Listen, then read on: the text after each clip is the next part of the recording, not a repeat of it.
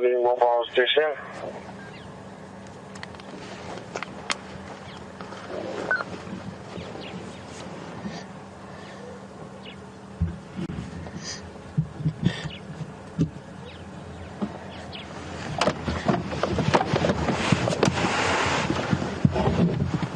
Good morning everyone and welcome to Djuma Private Game Reserve for this sunrise safari. My name's Brent, I've got Andrew on camera with me and we have Tara in final control, and the other vehicle we have James and VM. Well, quite an exciting start so far. We've got lots of leopard tracks around quarantine clearing, which is very, very exciting for us. There haven't been too many leopard too close to camp for a while, so I'm following up on tracks of a female and James is following up on tracks of a male. Also, if anyone is new or not used to the Safari Live, we are live, so you are watching an African sunrise at the same time as us, wherever you might be in the world. We also are interactive, so you can ask us questions about what we're seeing on the drive, and you can do that by emailing us at questions@wildearth.tv, or if you're on Twitter, you can just use the hashtag Safari Live. And we're going to get straight onto these leopard tracks now. Really nice time in the morning to be tracking, so I'm excited to see what's out there. Aubrey coming.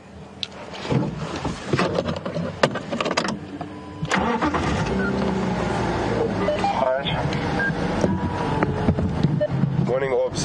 There's a console for Madoda Ingwe on Mvula access. James, new presenter, is following up. And then I've got in console for Mafazi here heading north. What is your route?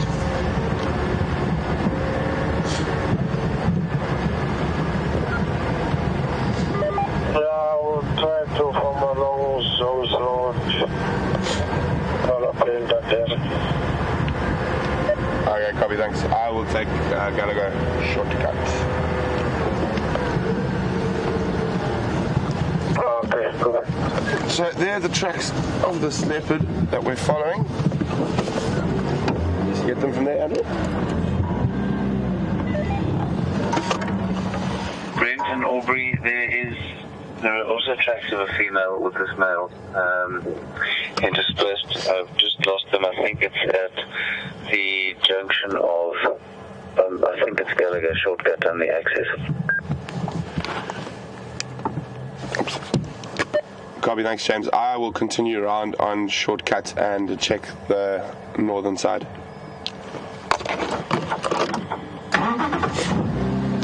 So it looks like the tracks that James is following and I'm following have actually come together, so I have a male and a female, but they have split again. So I'm going to shoot around. James is going to cover sort of the southwestern area of where the leopard tracks disappear, and I'm going to go to the northeast. So we're going to try loop around the block and try and increase our chances on finding at least one of these leopards. Good morning, mobile station.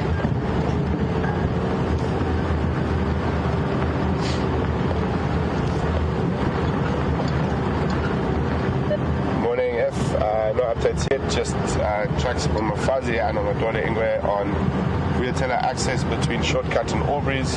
Two stations are following up in the area.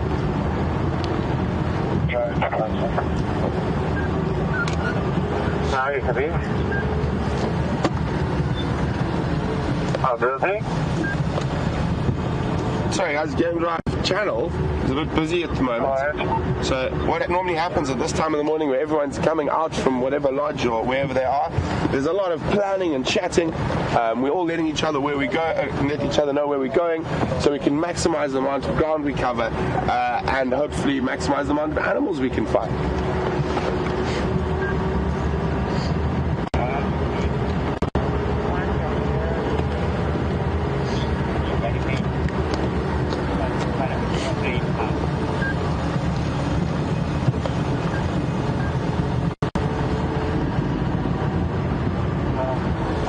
It's about 16 degrees Celsius at the moment, which is 61 degrees Fahrenheit. The sun, as Andrew was just showing you, is popping up over the horizon.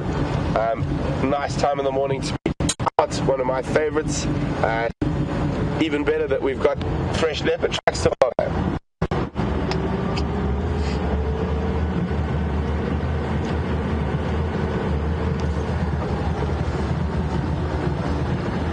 So James is on the actual tracks, and what we're going to do is we're going to try zoom ahead. So what we do is try loop around the block, get in front of where the leopards might possibly be going.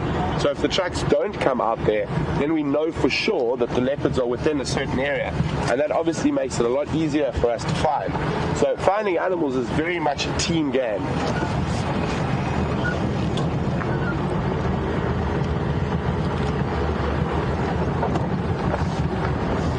Also listening for any alarm calls of different animals, everything from birds like Franklin to even the tiniest little cesticula, which is the tiny little brown bird, to impala, nyala, kudu.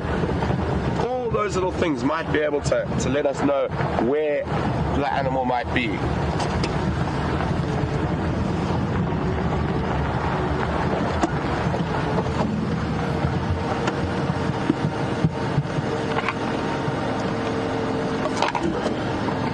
So there is some dung here on the road. I'm just going to have a quick look at it.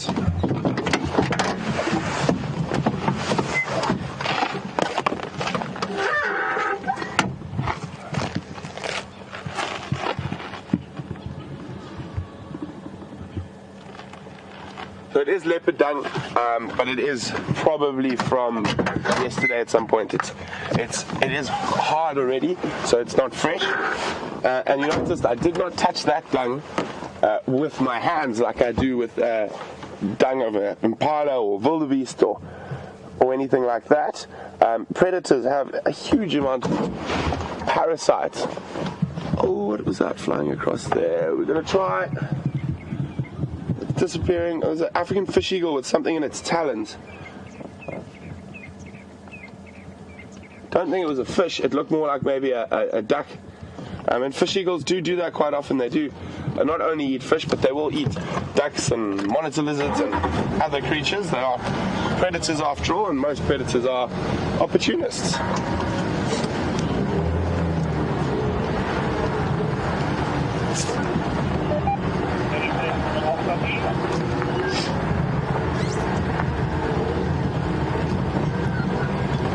Morning, Craig, go ahead.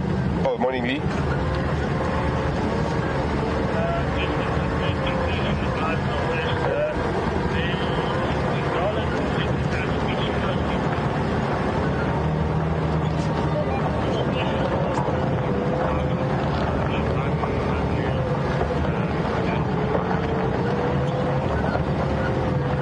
Thanks very much, Craig. I think Aubrey is heading into that area.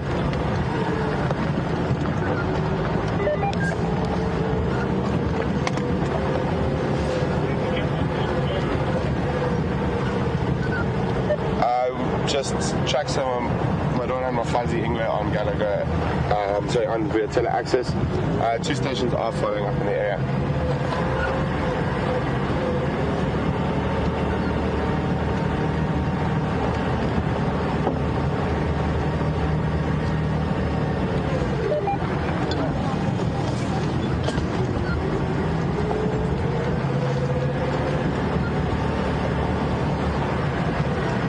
Dylan, welcome on the Sunrise Safari. Dylan would like to know if there's ever a fun competition between the guides as to who can find the most leopards. I would say most definitely, Dylan. Yeah, definitely. Yes, there is, and it's good because it creates a bit of healthy competition, and it gets all of us looking for more animals.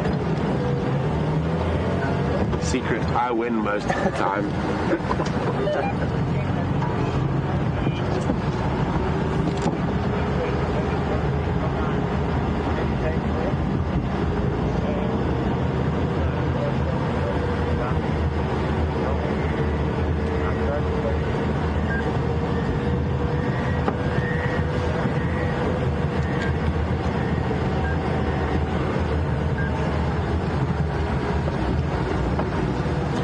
It's very busy. Sorry guys, I'm just trying to hear what's going on. It's like our sort of morning meeting updates. There's tracks over here, there's tracks over there, lions were seen last night over there. So quite important to listen to the radio first up in the morning.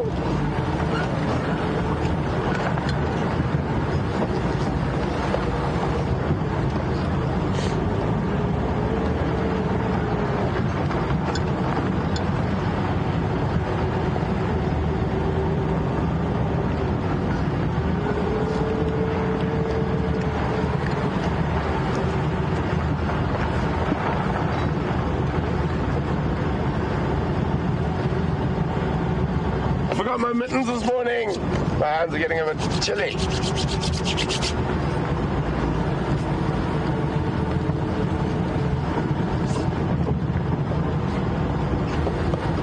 So wherever we have a junction of roads, we always check very carefully for tracks, because a lot of animals, especially the predators, like to use the roads as highways.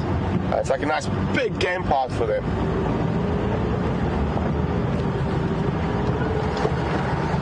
At the moment I'm seeing just a lot of hyena tracks.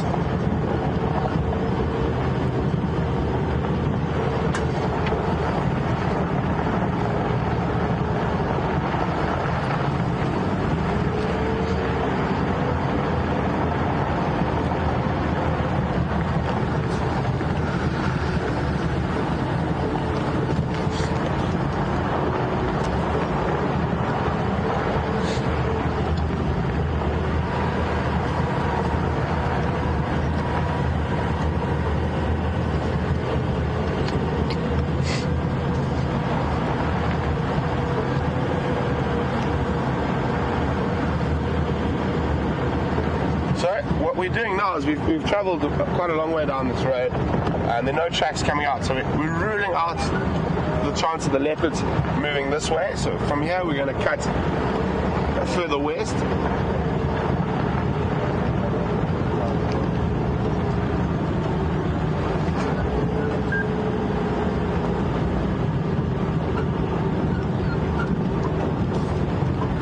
So guys, while we continue tracking around here, we're going to cross over to James, and who's also tracking, so you can get an update from him, and we'll be back with you a little later in drive. So enjoy.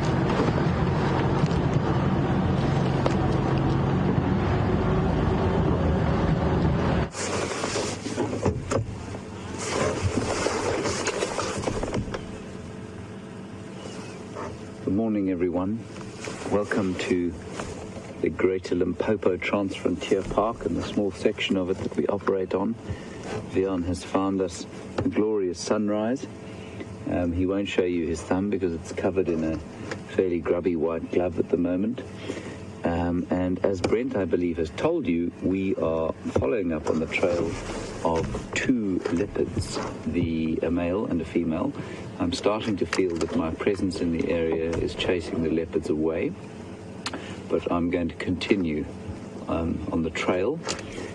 We've got tracks. We have some hyenas shouting just inside this block here to my right-hand side, just towards the sun there. So we think maybe the leopards have gone in there. They're off the road now, so we're going to continue following up and see what we can find. Remember, any questions you have, please send through and hashtag handle Safari Live, or on the email questions@wildearth.tv. I always have to think about that before I get it right. Normally mix them up. So here we go. Welcome. Good to have you here. Let's see what we can find.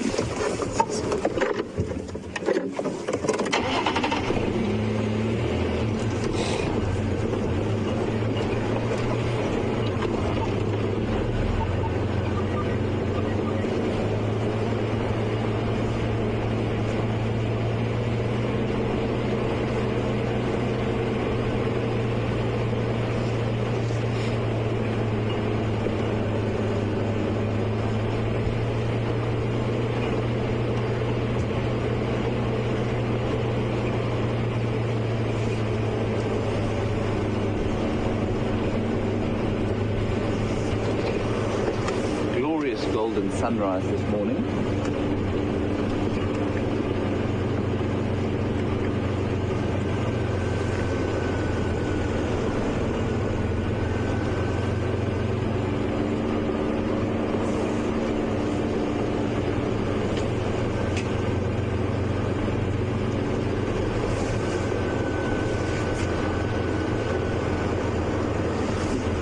One wolf has asked a question, welcome to the African morning, about, we've had this question before about slit eyes versus round eyes in house cats and domestic cats. Although although it looks like the big cats out here have got round pupils, they are slightly elliptical. They're probably more so in the evening. They are rounder, but they are also slightly elliptical, so not like the canine eyes.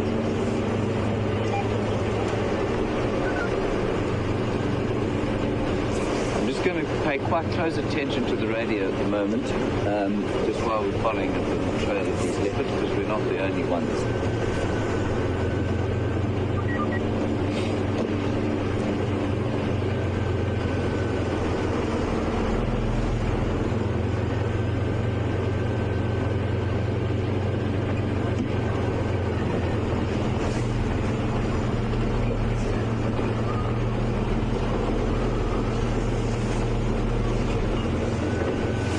Now, to find a male and female tracked together, the obvious inference is that they are mating. It looks like an adult male to me from the tracks. The female is quite a small female. I'm just going to take a radio call from Brent. Standing by, Brent. What's the last direction on that track here? The tracks headed east into the block of Aubrey's towards Gallagher Shortcut. Aubrey is following up from with the tracker in front of the car. He's in front of me now. He was on Aubrey's. Probably there's a kind of male track come out on the firebreak to the west of Aubrey. I'm not sure whether they're from yesterday possibly, but then head straight down the boundary. It's supposed to be in this area. I'm going to get out and go follow up on the report of line tracks crossing the south side around Weaver's there. Okay, thank you. Brent is going to go and follow up on some lion tracks, which is quite exciting. Not quite as exciting as actually finding the animal, but we live in hope. We're going to carry on with the leopard and try and break my duck.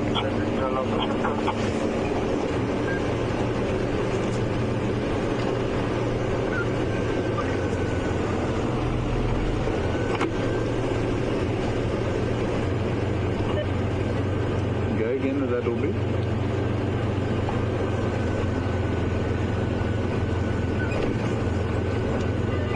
Everyone checking the local shortcut. Negative, not at the moment. I was going to head on that, but we're in front there.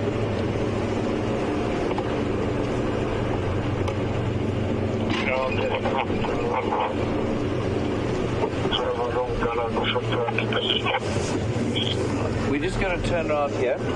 Aubrey, one of the rangers from another I checked lodge. the Gallagher shortcut earlier. I'm not sure and he's going round. This way, we're going to go around the other side.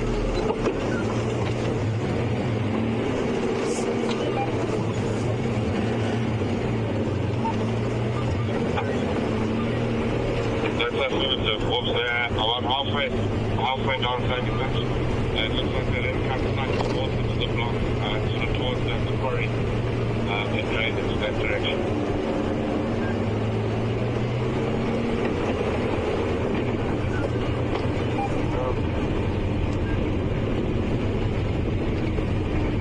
So like I say, the inference is that they're probably mating. I believe somebody told me across the space of the World Wide Web that Karula has been mating in the last few weeks. So it's possible that she's still in estrus and attracting the attentions of a male. I'm not sure who the male would be, given that Chingana was quite a long way away yesterday on that Impala kill. So it would be quite interesting to find them both. Well, in fact, it would be spectacular to find them both.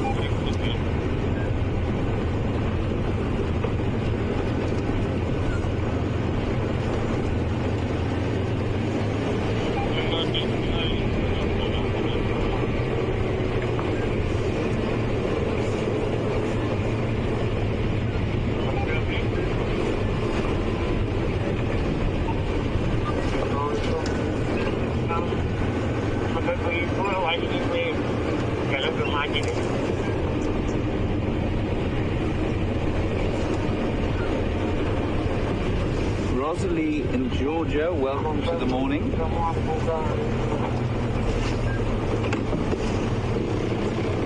Sorry, 1 second, Rosalie.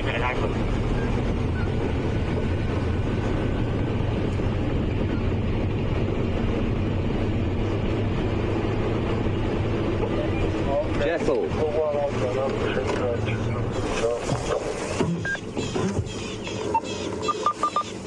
What's it called? A side-striped jackal.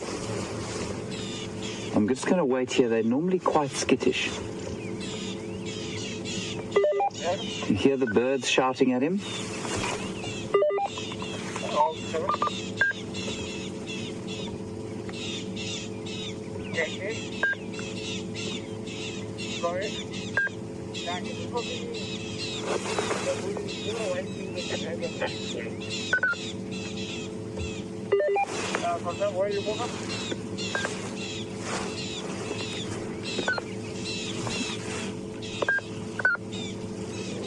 Now, those birds shouting at it are called a rattling testicular. And they're often something to listen out for if you're tracking predators.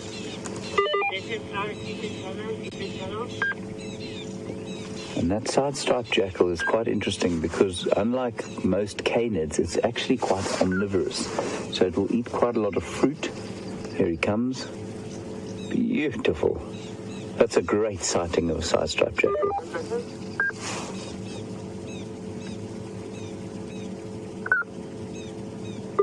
Isn't that stunning?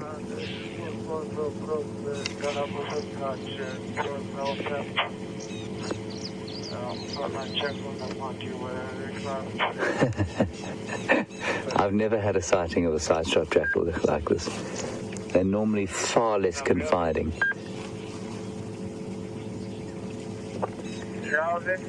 Look at the dove, just landed in front of him. It's called an emerald spotted wood dove. Let me just check that. Oh, made a mistake. Yeah, emerald spotted wood dove.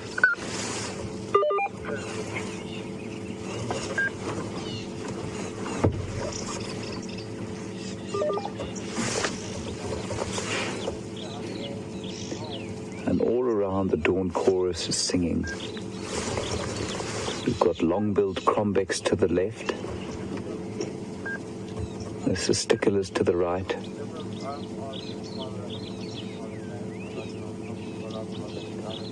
Black-crowned chagra in the distance.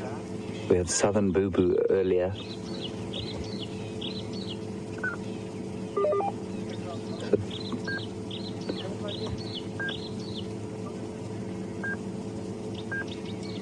So the side-striped jackal is often alone.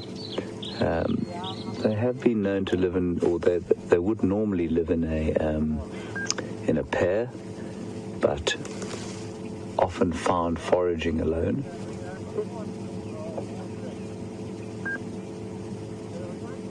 And they're the less common of the two jackal species we get here.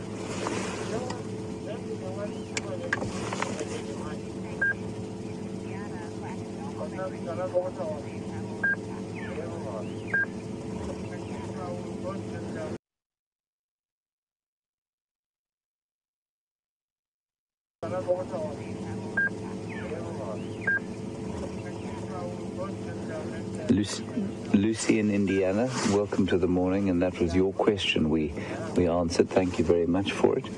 So normally often a solitary animal, but will live in a mated pair. That pair bond probably lasts for most of the jackal's life. They only live about 5 years in the wild, probably up to 10 in captivity.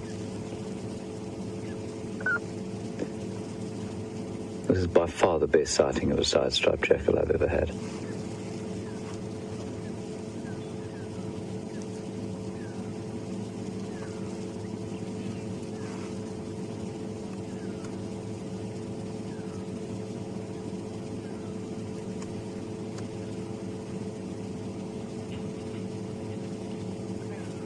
Something's caught his attention off to the left there.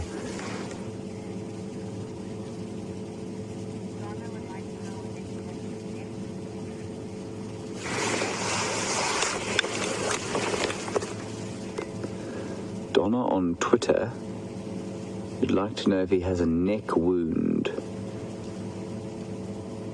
Donna, I can't see exactly. It would seem that there is some congealed material underneath his jaw. Yeah, that could be a wound. It's definitely some kind of blood. Yeah, well spotted, Donna. Looks like some kind of wound. Probably from a fight of some sort. That would be exactly where a hyena or another jackal would go for a sort of killing bite. So he's had a bit of a rough night. Which is probably why he's so alert, although he's quite relaxed.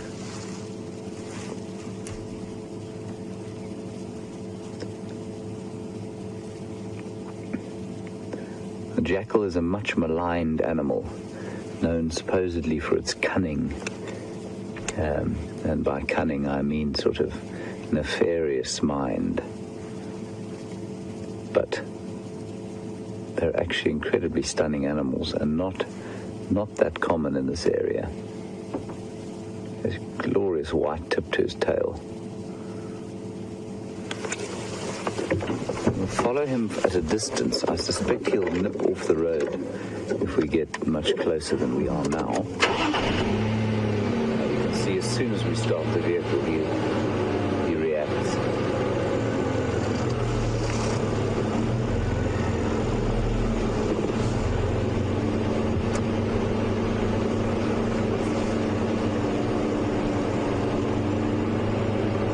So like I was saying, unlike his cohort, the black-backed jackal, he will also eat quite a lot of fruit.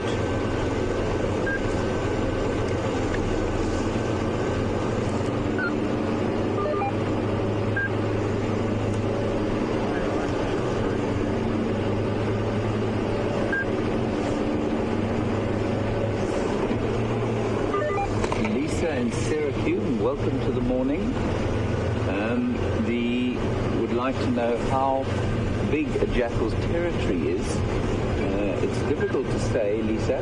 A black-backed jackal will normally have a core area of territory which would encompass a clearing and possibly it could be a small clearing, probably about, say, 300 by 300 meters. And then from there, they probably range out and not mark as ardently as they would in that initial core area. The side-striped jackal, I'm not sure, but probably you'll find they'll have a core area of similar size, which they mark and defend quite aggressively, and then they'll range wider to feed.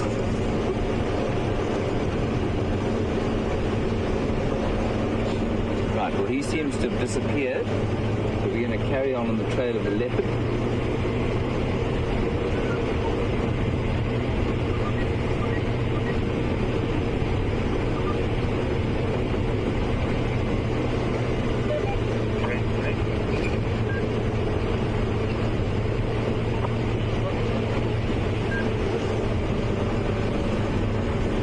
Just going to try and get an update from the radio.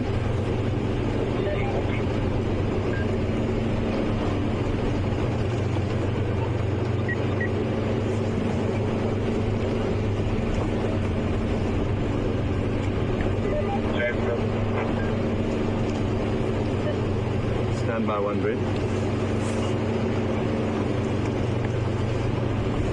Ready, Brent? Very well.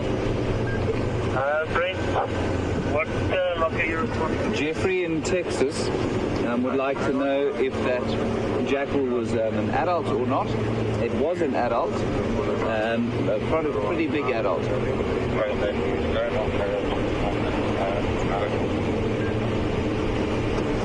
I just confirm Mvula party is running. Confirm who's in charge. Copy, thank you. And check what we're going to do there, and then one WildEarth there. Yes, looks like they found the leopard. We're going to try and get in there. All copy.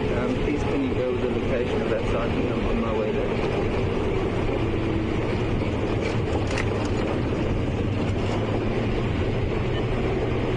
Aubrey or Brent, please go with the location of that sighting.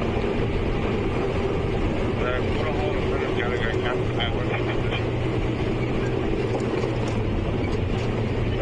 I'm coming down the avenue there. I have these the vehicle access. Really exciting. Okay. Gallagher shortcut to the right access. Just go ahead, just go down there to go to the turning hole in front of Gallagher Camp. Okay, copy. Thanks very much. You copy that, Beyond? At the water hole just in front of Gallagher Camp. Yeah, that's where, Yeah.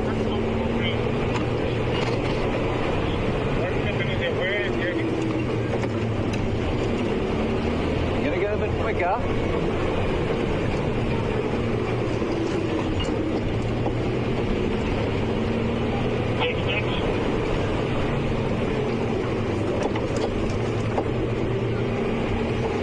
Okay, so what's happened is that those tracks that we were finding, that we were following earlier, has been found just near from where we are now. So I'm going to drive quite quickly to get there, just in case they move.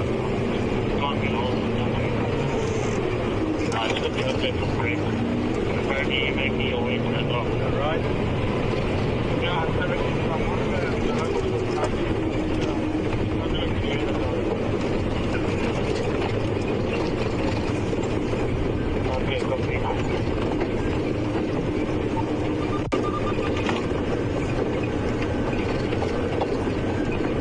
It's really exciting, glorious leopard in the morning.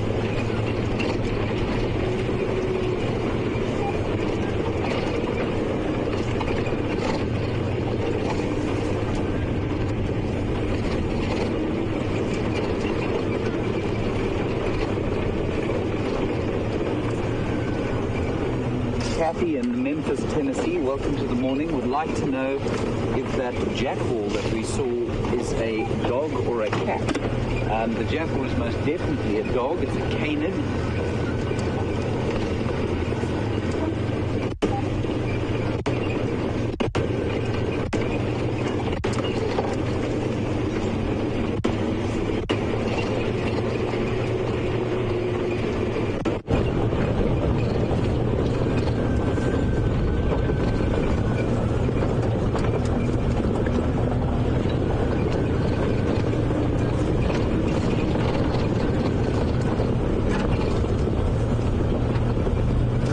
Morning, Lynn. Welcome to the morning. You'd like to know why jackals only live till about 5 in the wild. Difficult to answer.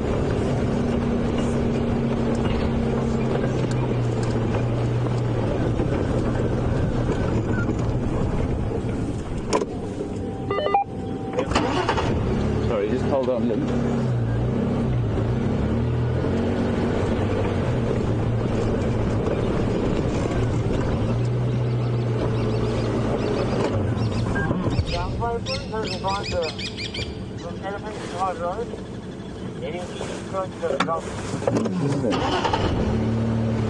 I'm just trying to figure out where the leopard sighting is.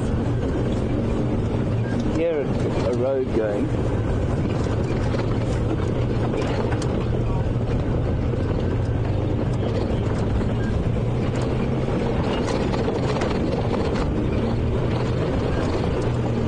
Jackals or most canids only live to about 5 or 6 out here. Wild dogs the same.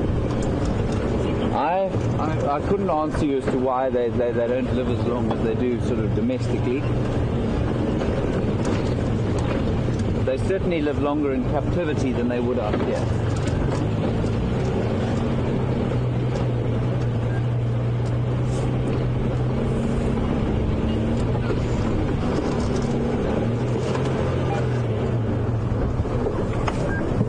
It here. Okay, we've got the leopard here. Aubrey managed to find her. We're just going to figure out where she is before we move in. Went down here, but I was stopping there. Now I had the yard calling. Okay. Drag him down the road. Well done. Just the one, the female. Okay, male. Okay, so we're looking at a male leopard here, hopefully. Just gone down in there.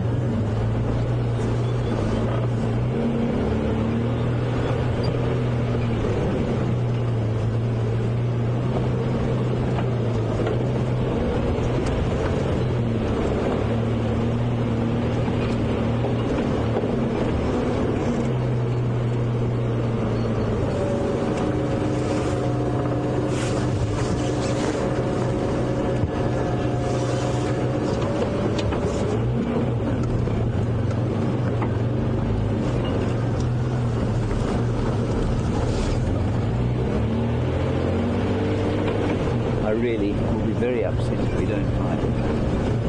I have seen him though.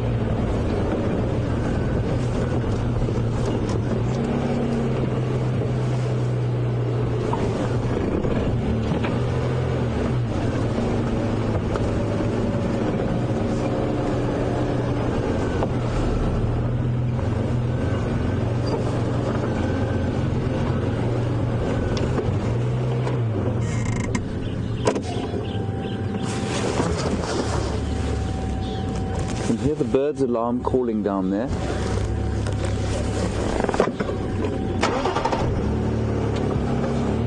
Keep going along here a little.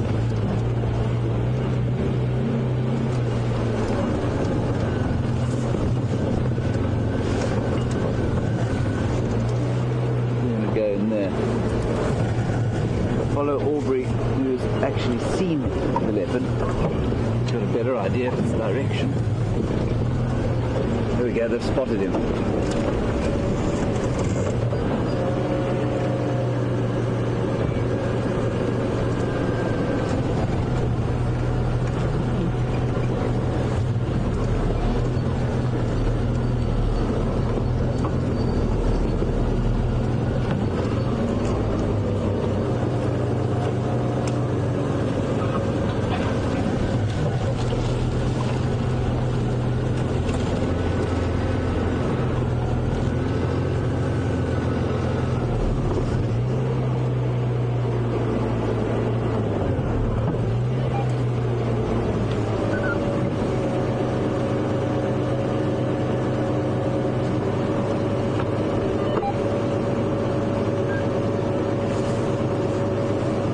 Hold on while we try and find out what's going on.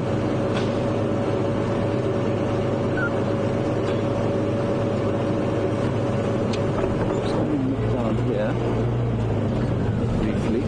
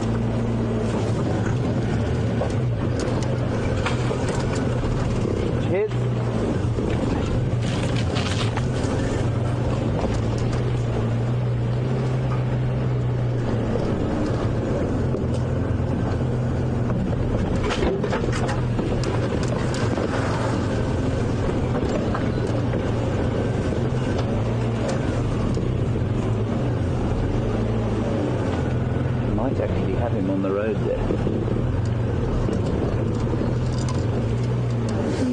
big camera lenses coming up.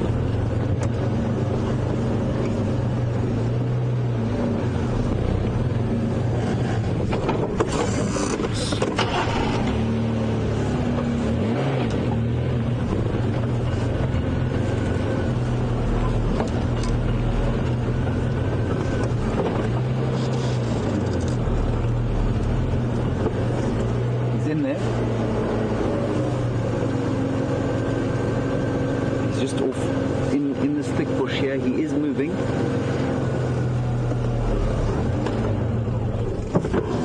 Which one?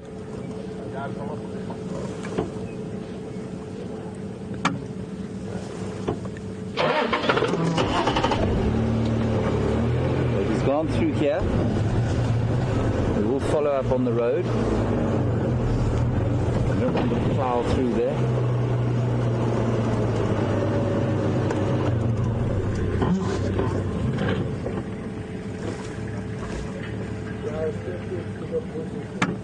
Okay.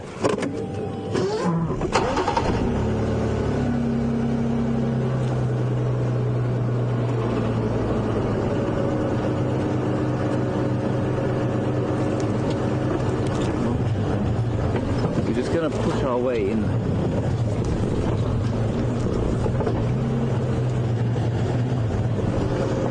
Come again.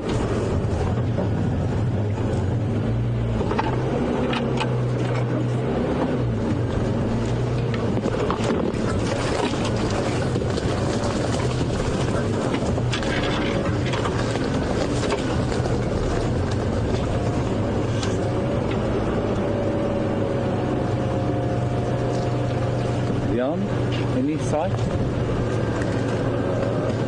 Nothing yet. Very unkind that we haven't managed to find him.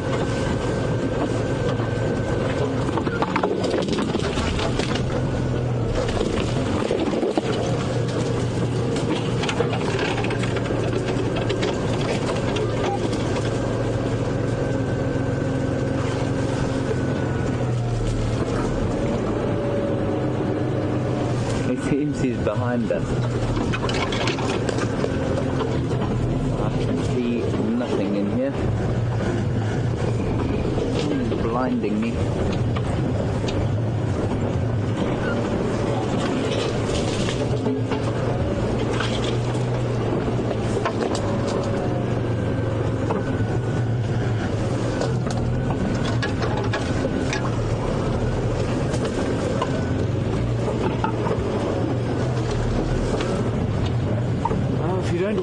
Animals, you don't appreciate them quite. What otherwise?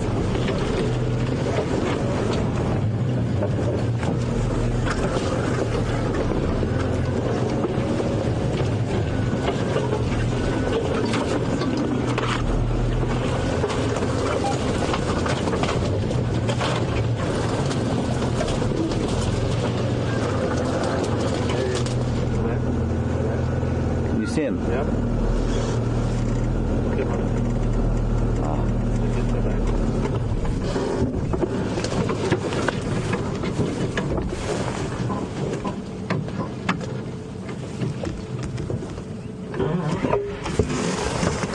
Isn't that spectacular?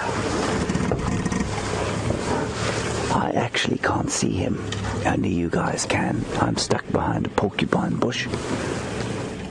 Oh, there he is. I mean, that is just really special to be this close to one of Africa's most spectacular cats. Oh, that's epic. My first leopard.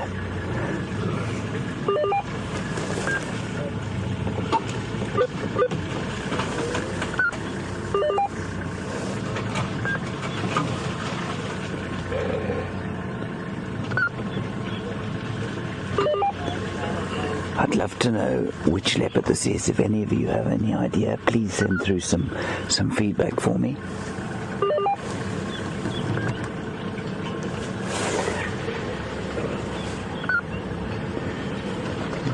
He's been in the odd war, this chap. His ears are pretty gnarled up.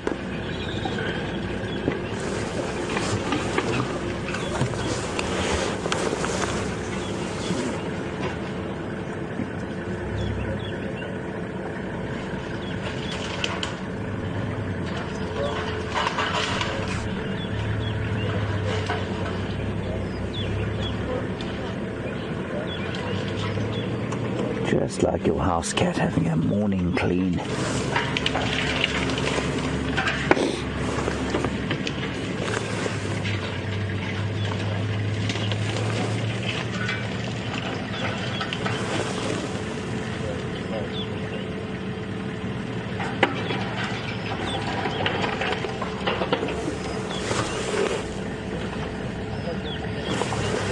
I'm not sure if you can see or not, but we're only about 10 meters from him, if that, probably 5 meters from him, and he's completely relaxed in our presence.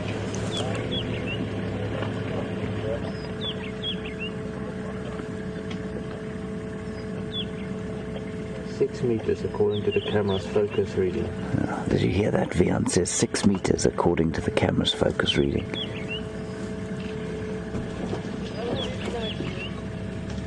What a beautiful animal.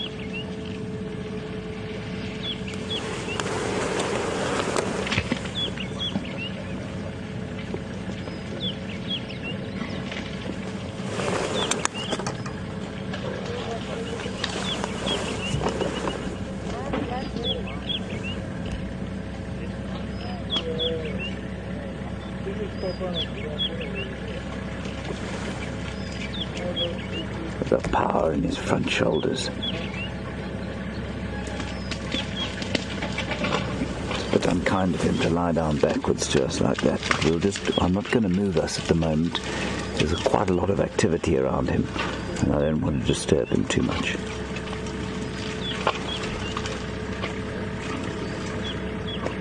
Beautifully backlit there.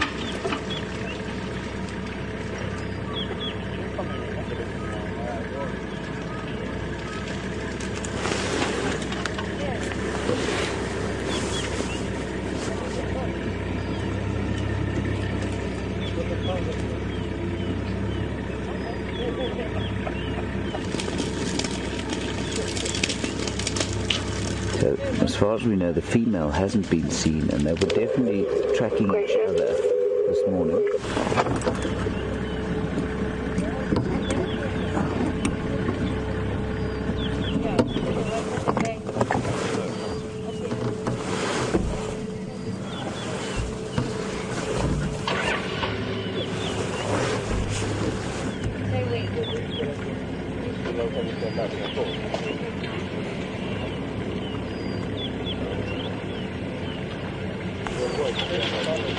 Liz in Wisconsin, welcome to this glorious African morning.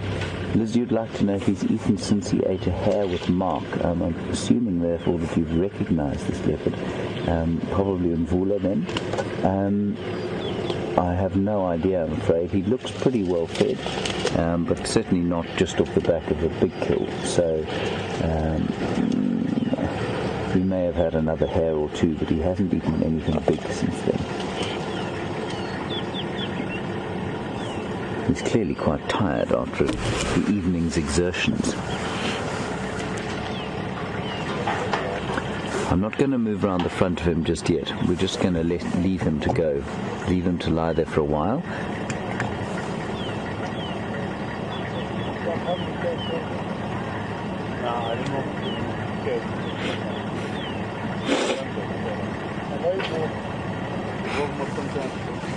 Thank you to all of you who've let me know that this is indeed Mvula.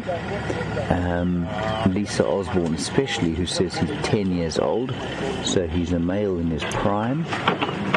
And you can see that as soon as he stands up, of course. I mean, he's a really big, solid fellow. And he's been through the odd war, as evidenced by his lacerated ears. So he's earned his rights wherever he is.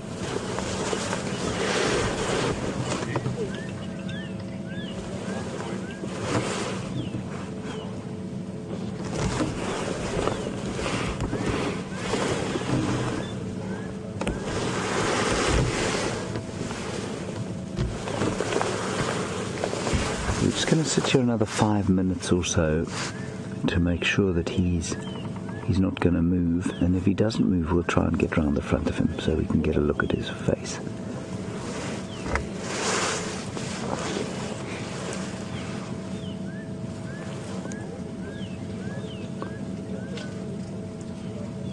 It's just stunning the way the morning light catches a leopard's coat.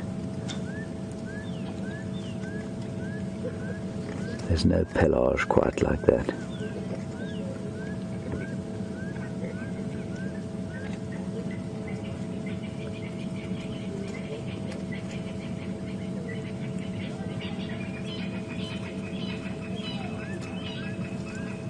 Each rosette perfectly formed on his back.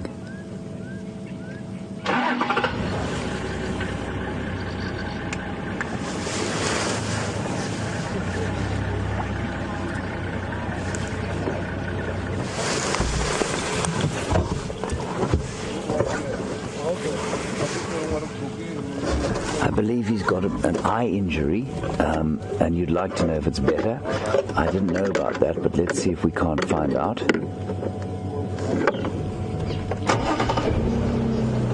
Hold on a second, I'll see if I can get a view in the front.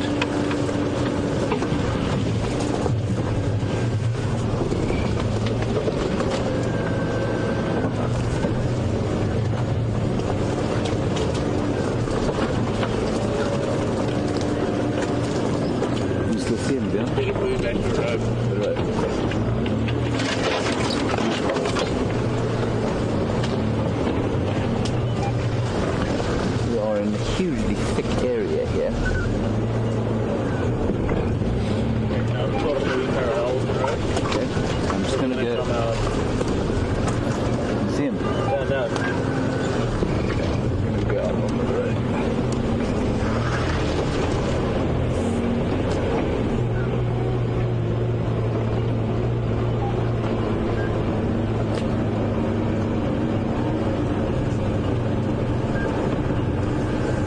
Predict his movement there.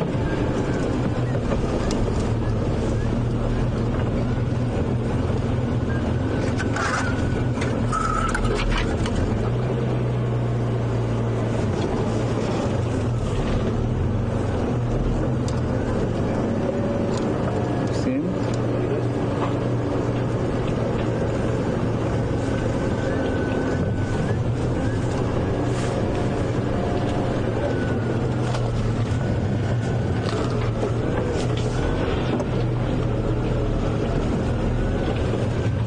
There he is. Let's see if I can't get round the front of him.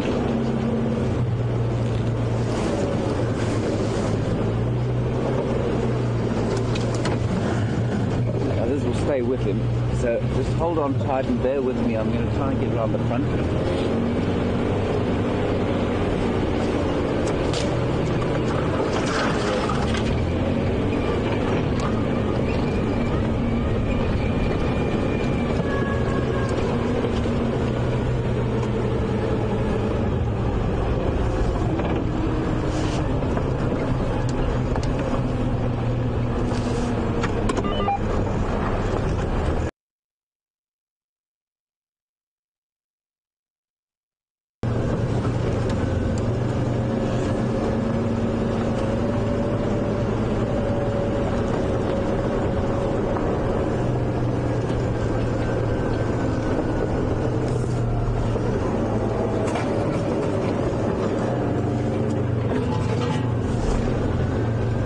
Would like to know how Mvula was injured on his ears.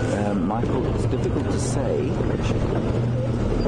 but you've mentioned thorns, you've mentioned fights with other leopards.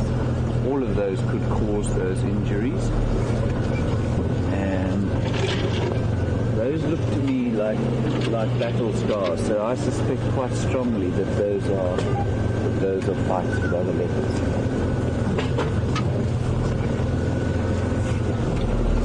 Some of you may have even seen other fights.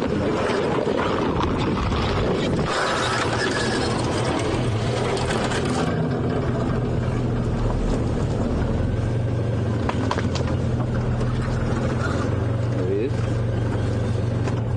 You can just see his spots. I'm just going to zoom in through there. I'm going to get you have a look at the spots there. You see him? Leon? He's there, just if you go slightly. I haven't, but it's obstructed. Oh, I see, okay. We'll try and go around there. Not being particularly confiding. Moving.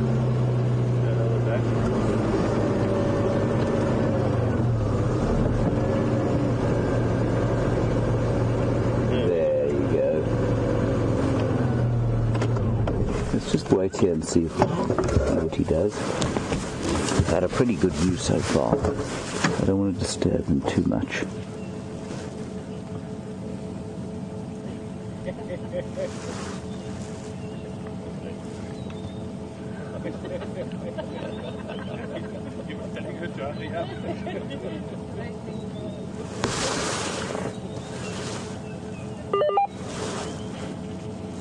Look at his face.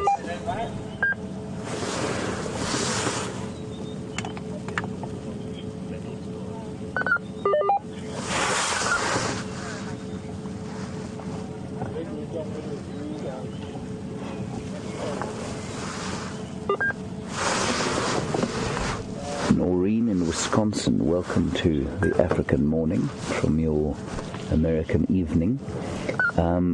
You'd like to know if these leopards purr like sort of a domestic cat would. The answer is no, they don't purr, but they do make other kind of vocal noises. Remember that the members of this cat genus, which is Panthera, which includes the lions, leopards, tigers, and jaguars. I think the jaguar is a similar genus. If they have what we call an ossified larynx, so the larynx is hard, which means they can't make soft sounds like, say, a domestic cat can. They might grunt in sort of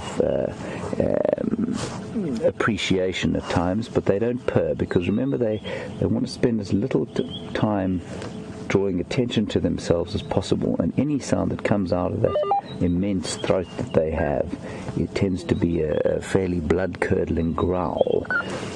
From cheetah, though, I have heard cheetah make a purring noise. They don't have the same ossified larynx or bony larynx, and so they're able to make a more sort of purring sound.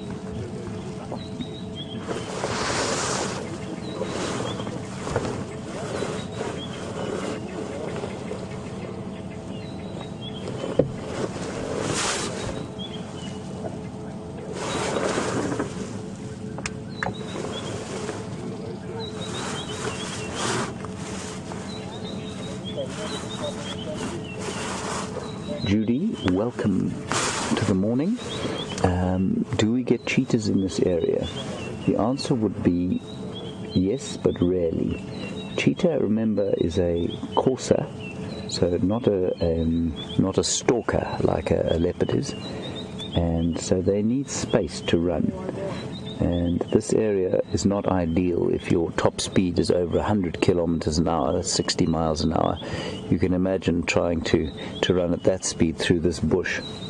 So cheetahs like more clear areas, but that's not to say that we wouldn't find them passing through an area like this.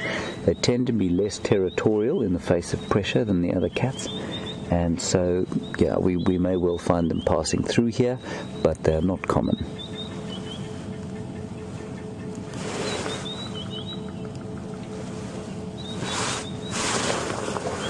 We're going to try and sneak around and see if we can't get a better look. Of course, he'll probably move almost immediately.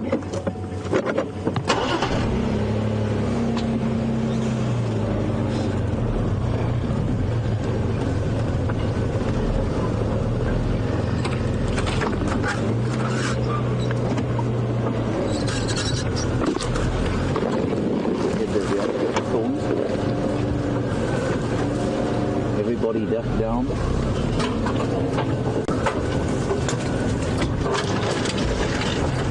Maybe leave it.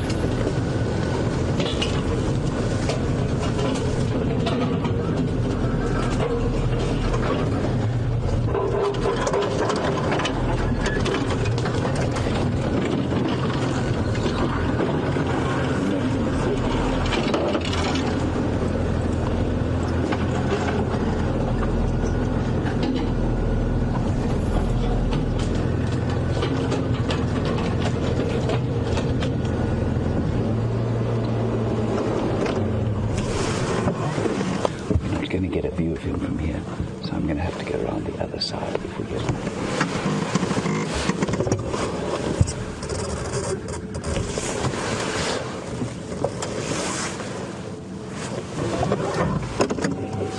Okay, we're going to go around the other side. We can't see him yet.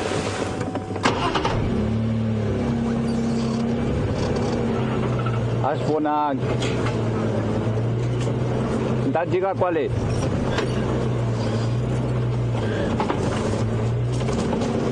Shafam. Okay.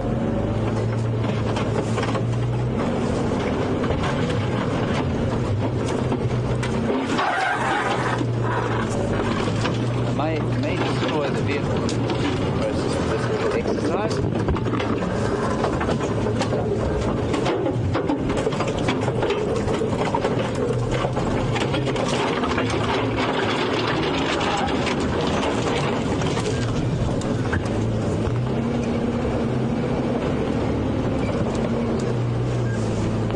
Right, we're out of the thick stuff. We'll try and get back in there now.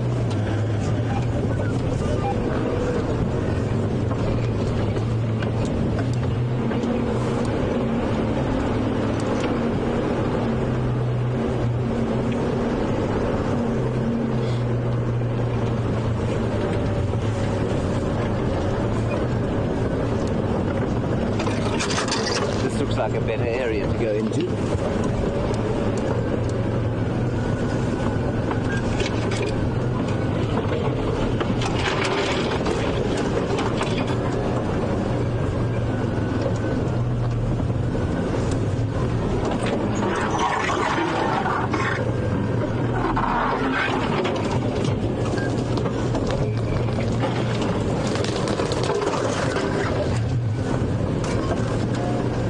There he is.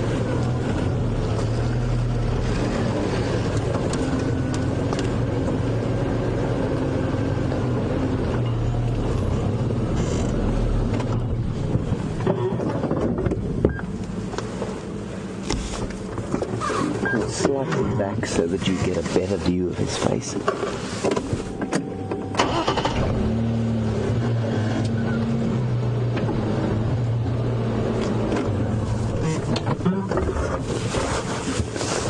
There we go. That's a much better view. Still cleaning himself after a night of hunting and territory marking. And from the tracks that we saw this morning, probably also following a female.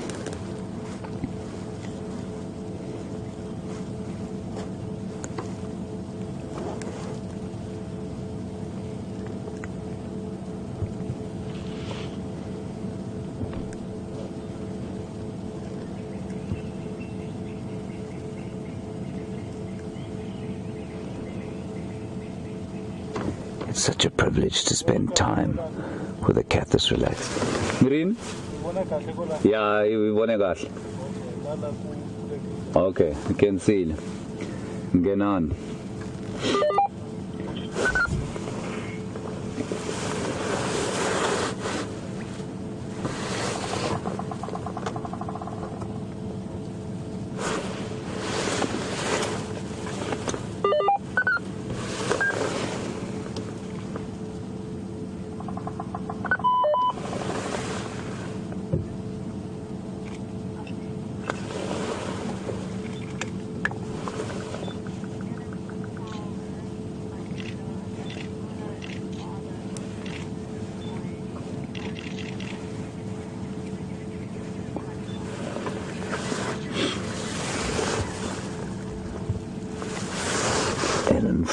Thanks very much for the information on this leopard's offspring. I believe he has already mated with Karura and produced some offspring. Thanks for that. And I suspect he's trying for a repeat performance now, given the tracks that we saw this morning.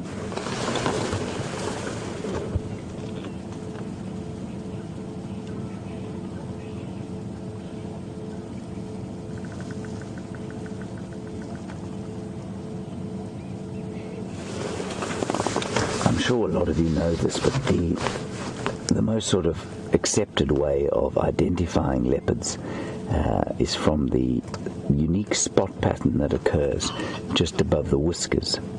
And while we can recognize him from his tattered ears, his ears will either become more tattered or heal, and things will change over time. But that spot pattern remains the same from when they're cubs. It looks to me like he's got 3 spots there on his left-hand side, and I can't see on his right.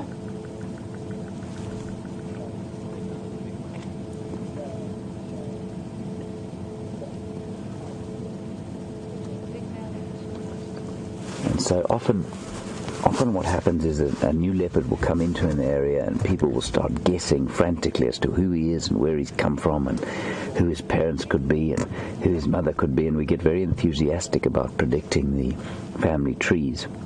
But unless you can get a very distinct or very definitive look at that spot pattern, or perhaps some other definitive spotting on the body, it's very difficult to say which leopards are which.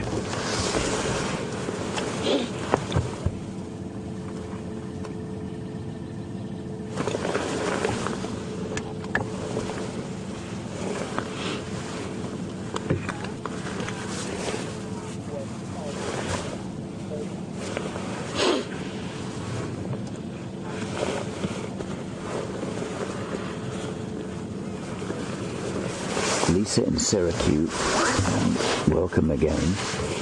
I hope you're enjoying the sighting. You would like to know, if Karula is 10 years old, how many breeding seasons she has left.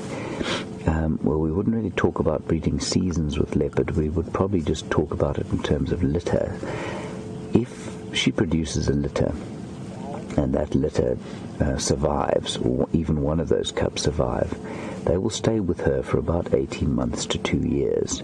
She will probably then mate again 6 months after that. So you can say that she'll produce cubs on average between every 2 months and at least 2 years and 10 months to 3 years. So given that it's unlikely she'll produce a litter after the age of 16, she's probably got another 2 litters to go. Sometimes that breeding interval can be brought down, so say the cubs leave her earlier than 2 years, she'll mate again pretty soon after that. So she's got between probably 2 and 3 chances to breed again. I don't know how many litters she's produced. I think she's produced 4 litters before, so she's probably got quite a low birthing interval period. Be very unlikely for a female to produce cubs after the age of 16, but not impossible.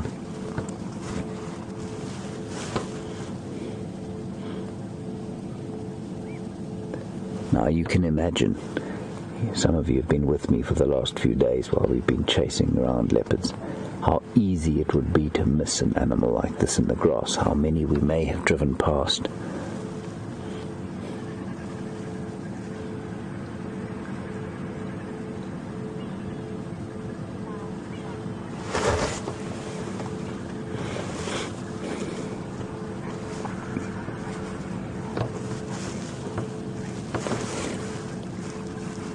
Now, while Mvula takes the strain off his evening, we're going to cross it to Brent, who is tracking some lions.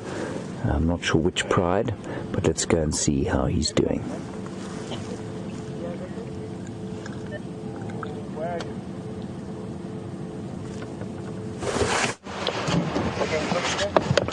Welcome back, everyone. I have been having a fantastic time with James and Mvula. We tracked those other female leopard tracks. Unfortunately, they crossed off out of our northern boundary. So then we've been tracking a male lion the rest of the morning, and he's crossed out of our eastern boundary, so the tracks just aren't happening with us this morning. We've now just found quite fresh female leopard tracks, so we're going to follow up on these for a while, and hopefully our luck changes.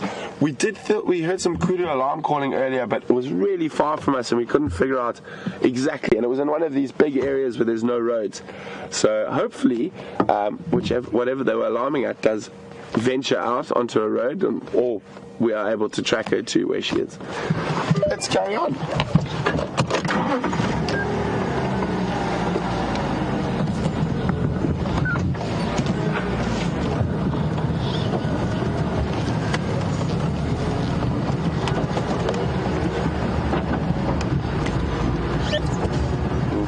Of Amafazi Ingwe heading west on Hippo Pools Road. I'm going to be following up.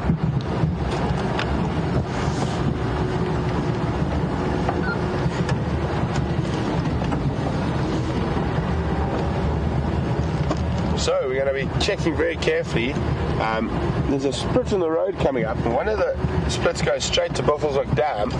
So I'm hoping that she goes that way. It's also a much nicer road to track on than the other, but of course she doesn't.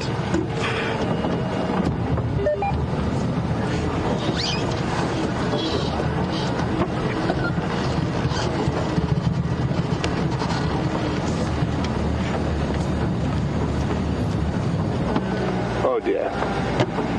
Well, this is where it gets confusing again. This track's going in the opposite direction as well.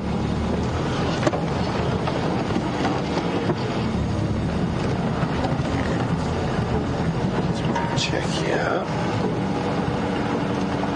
Very carefully we want to check. Make sure we don't miss a track.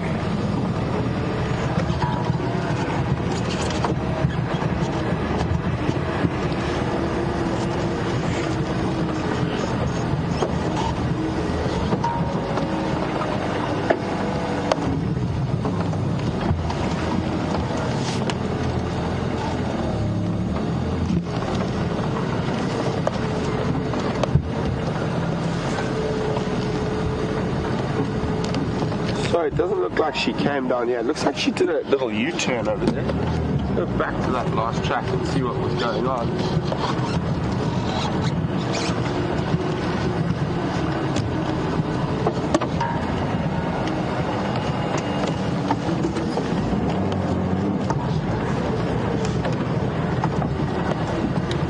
So she came down here, and then the next track I see is going back up the opposite direction. And then on, looks like she's coming onto here.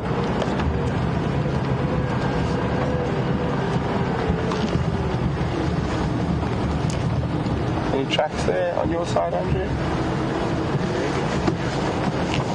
Okay.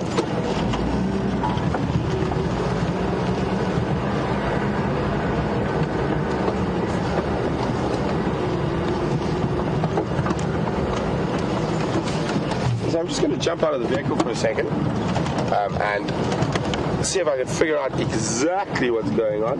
These are really nice fresh tracks.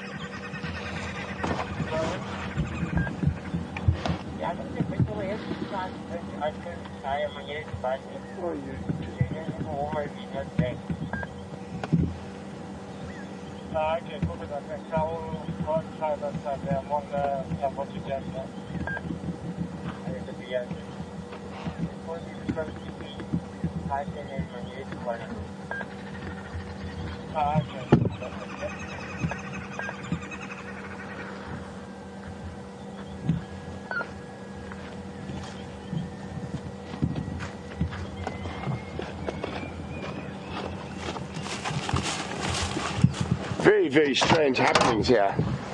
Very strange. I'm just going to sit here for a little bit and keep quiet and see if we hear any alarm calls. But I'm definitely going to need a bit more time to try to figure out. There are tracks going in 3 different directions. I'm not sure what's going on here, so it's going to take me a little bit of time to work it out. I'm going to try to cheat a little bit and listen for alarm calls quickly.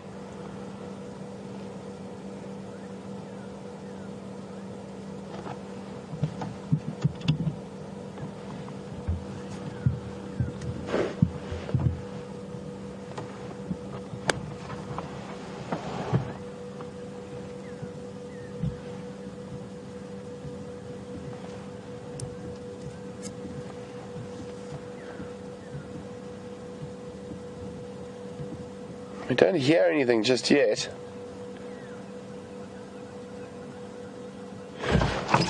What I'm going to do is it's just very strange, these tracks up and down, round in circles.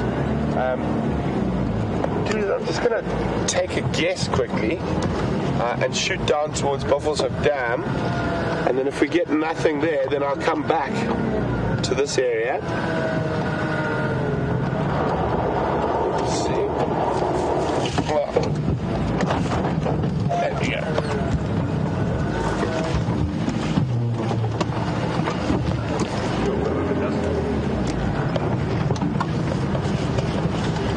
So I mean, there's tracks going this way, there's tracks going this way, there's tracks going that way.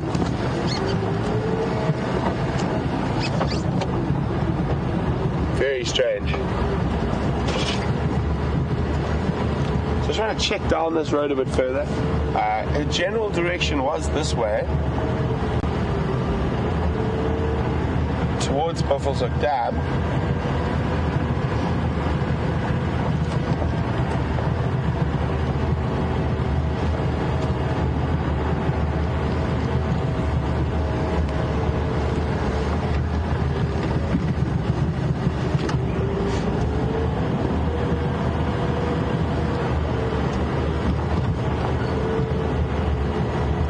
Quite strange. There's been quite a lot of strange leopard tracks in this area recently. Definitely seems like something going on, and this is not very far from where we saw that new female wolf. The new female for me about a week ago, a Mvula.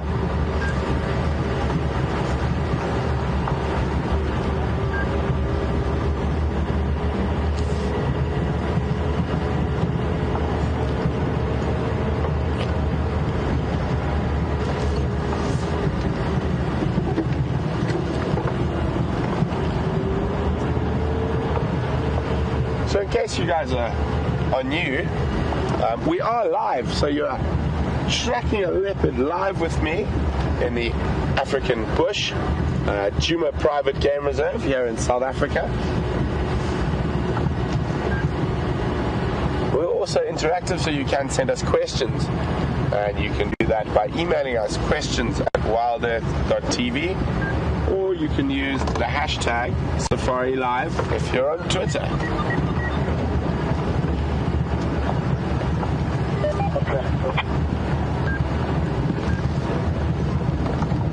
So the first night, so you can Ghana was first West that line, because by our road very differently.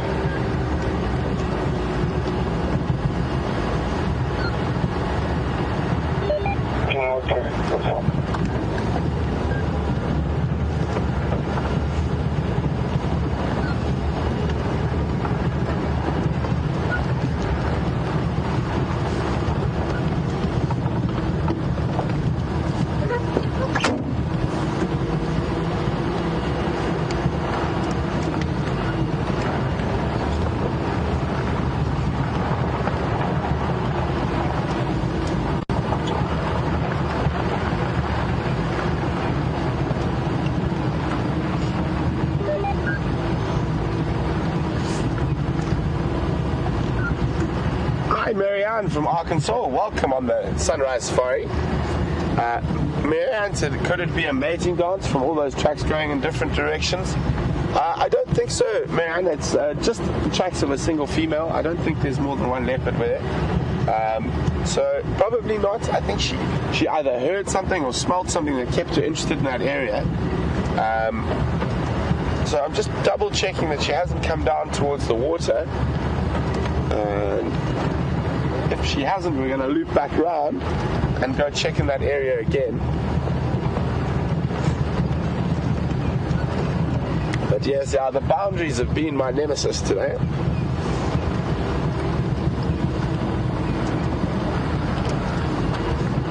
Oh, there's a hippopotamus.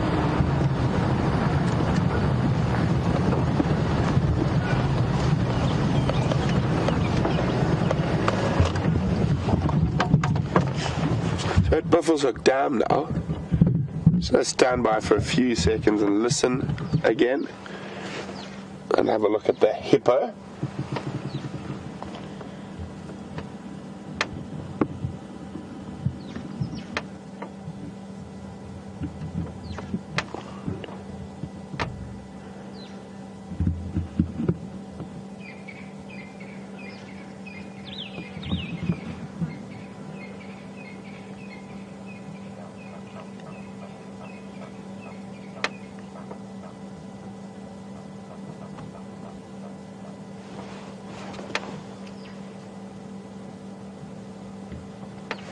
So we can't hear anything.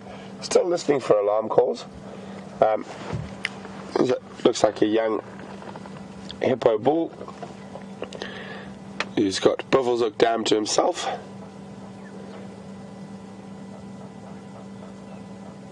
Been pushed out of one of the other dams where there's lots of females of that by an older male.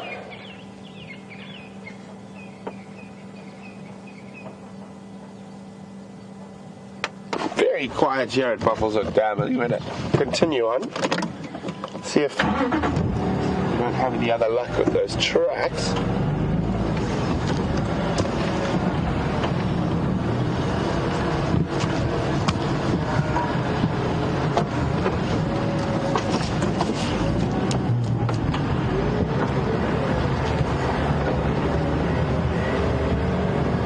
Basically what I'm going to do now is I'm going to cut down this road, which runs to the east of Buffelshoek Dam, and then we definitely contracted the area we have to look to just this one large patch of bush.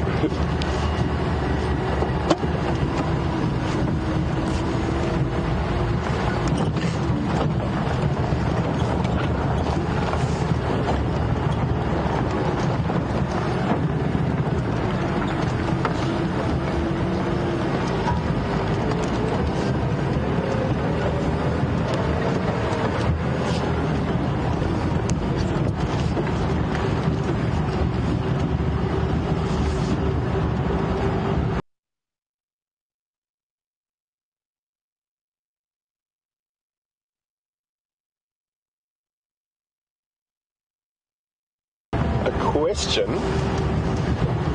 and I don't know what type of quiz you guys would like to play this morning on the Sunrise Safari, so why don't you let me know whether you would like a question on plants, on trees and flowers, or on animals, or on mammals, reptiles, snakes, spiders, scorpions. You guys let me know what type of quiz you'd like this morning, and you can do that by emailing questions@wildearth.tv, or you can just use the hashtag SafariLive on Twitter.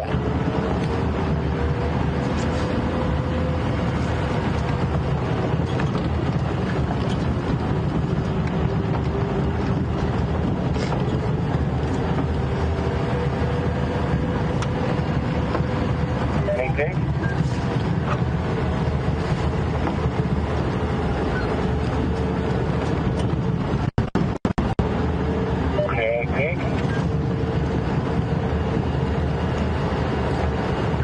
So we're not finding any tracks so far.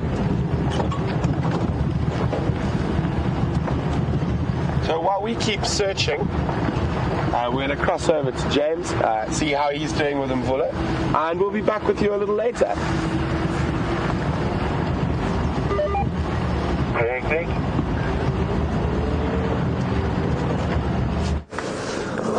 Welcome back, everyone. We're still here with Mvula. You can see that he's obviously had a bit of a tough night out, and so he's having a hard sleep. It's still magnificent to see a cat like this sleeping. His heaving belly. You can see, as Vian pointed out to me quite nicely, he has definitely eaten something last night, but it's highly unlikely that it was anything very large, because he then would have stashed it and kept it in a tree, unless he's had it stolen by hyenas.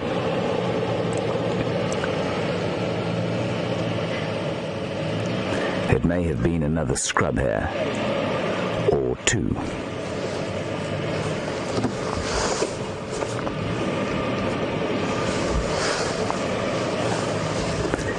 Lifted his face to say goodbye to the other guests who are here. So you can see very clearly now the 3 spots on the left-hand side of his face.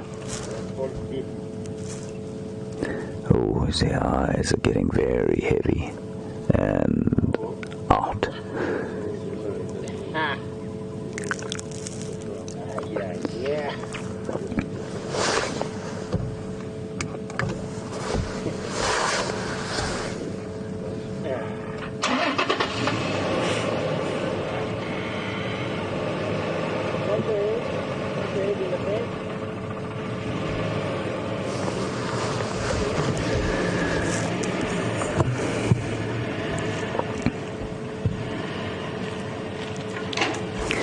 Jeffrey in Texas, welcome to this magnificent sighting of this great African cat. You've asked a question about a leopard, which is a hybrid between a leopard and a lion, and whether that happens in the wild. It doesn't happen in the wild. In fact, it's almost... Nothing's impossible in nature, but I'd say it's almost impossible. I'd be 99.9% sure that it would be impossible for it to happen in the wild, because a lion will normally kill a leopard if they get within close enough proximity. Mating would just not happen out here. That said, I'm sure your question is born of a knowledge that they have hybridized in captivity before. Often animals of the same genus will be able to hybridize in captivity. So horses and donkeys are the same genus, Equus, and so they are often able to hybridize, but they don't produce what we call viable offspring. So that's offspring that can mate. The same can be said for the leopard and for the liger, which is a mixture between a tiger and a lion, which also happens in captivity, probably more frequently than with the leopards and lions because of the size difference. Tigers and lions are a more similar size, but none of those animals are in fact viable. They're all sterile, like a mule.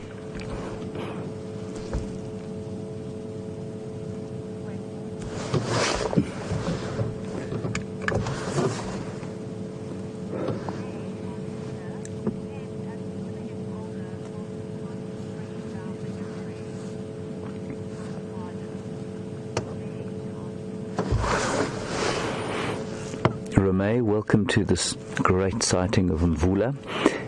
You've asked, will it be difficult for him to take down big prey as he gets older? The answer is, of course, yes. As he gets older, his strength will start to wane in the next 4 years. Probably when he's about 14, his strength will start to go down. That's not to say that he will be unable to live beyond 14 years, but his strength will start to ebb from then.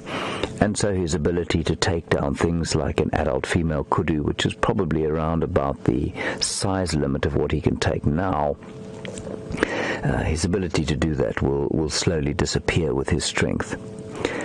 Very old leopards are often the most dangerous to humans, if you can describe a leopard as dangerous, simply because they start to go for weaker and weaker prey. They'll eat more carrion, and they'll take an old and sick leopard will become more and more desperate.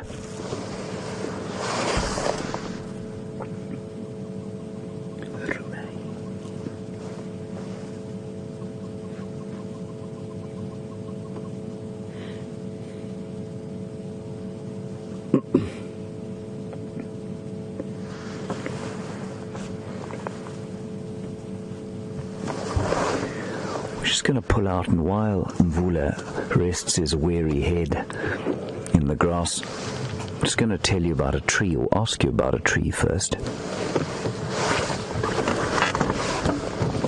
You can see this tree above me here.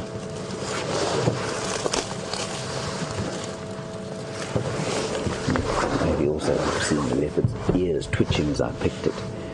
This tree, we looked at its cousin yesterday. And from here up to Ethiopia, this tree is commonly known as the toothbrush tree. It's become such a cliche that I'm not going to show you why it's called the toothbrush tree. I'm not going to give you its real name because I'm going to allow you to try and find that out for me. But what I will say to you is that it gets its name because it's used as a divining rod. And for those who are not sure what that means, a divining rod is a Y-shaped stick that some people say they can use to tell if there's underground water or not. And this tree is traditionally used in Africa as a divining rod, and its specific Latin name comes from its ability to be used to divine water. It also produces a delicious, deep sort of purple berry come the summertime. Important source of food for monkeys, for people, and it makes a very sort of purpley red dye, which is quite nice.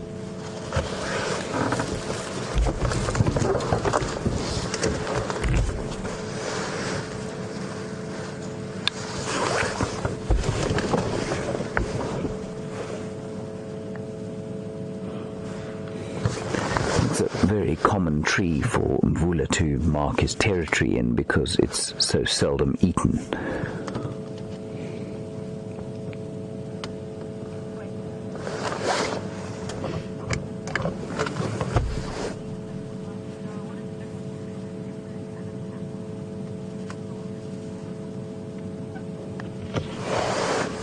Noreen, I believe you'd like to know the difference between a leopard and a panther. A panther, traditionally, as far as I'm aware, is the term used for a black leopard or a melanistic leopard. Now, what a melanistic leopard, like the one, for example, found in storybook fable, like the Jungle Book, the black leopard in that, or the black cat, the panther in that story is in fact a black leopard. And what happens there is that there's a genetic aberration where the white, or the white in the fur is actually much darker, and it happens across species, it happens across classes. So, you get melanistic Gabar goshawks, for example, or melanistic leopards. There have even been, I think there are 1 or 2 records of melanistic lions. So a panther is a melanistic or black leopard, and a black leopard is it's sort of a very dark chocolatey brown color, but in good light, you will see that it still has the same spots. Not a great color to be out here, and that's why it hasn't sort of made a greater evolutionary mark in the world, but in deep forest, that's normally where you'll find it. It's still extremely rare, but it's a much better color to be if a leopard is living in deep forests. It's even rarer amongst lions. You also get a form of color aberration called leucism, which is the other end of the scale, where there is far less pigment, or not pigment, there's far less colour to the pelage, and the most famous examples of those of a leucistic sort of mutation in the cats are the white lines of the Timbavati. But again, it happens across birds. It happens, I think it even happens in some fish. And the best way to see it, if you ever want to look at the different colour aberrations, you to go and look at the domestic pigeon, or as Brent likes to call them, the rats of the sky. Because they live in urban environments, they have tended to they've hybridized a lot with each other, and you can see melanistic ones, you can see leucistic ones, and you can see rufous morph ones as well. Leopards also come in something called a strawberry leopard, which is a sort of form of rufous morph, where there's a reddish tinge to the pelage, but always with the spots.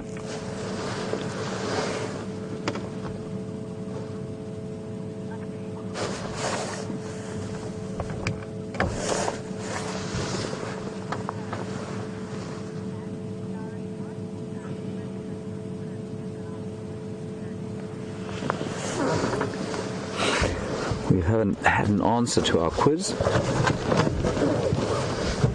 Sherry correctly was the first correct identifier of the magic worry bush. The Latin name is Euclea divinorum, and the divinorum comes from the ability supposed ability of the tree to divine water. I think water divining is still quite a big thing in various parts of the world. The scientists will tell you that it's fairly meaningless, but there are many who swear by it, and I know people who have found water through divining it, sometimes even with this tree.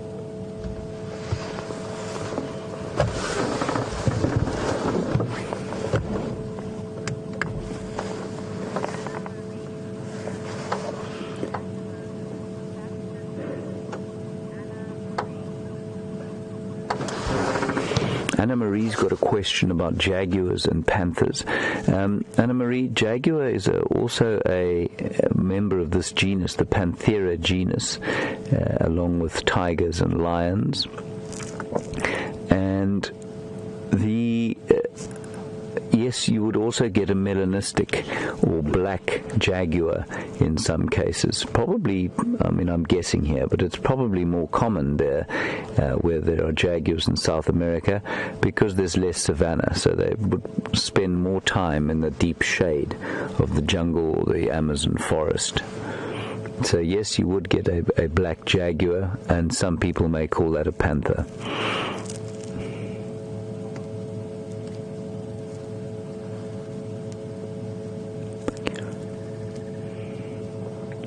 I was trying to remember the name of the panther in Kipling's Jungle Book, and it is, of course, Bagheera. He was the panther.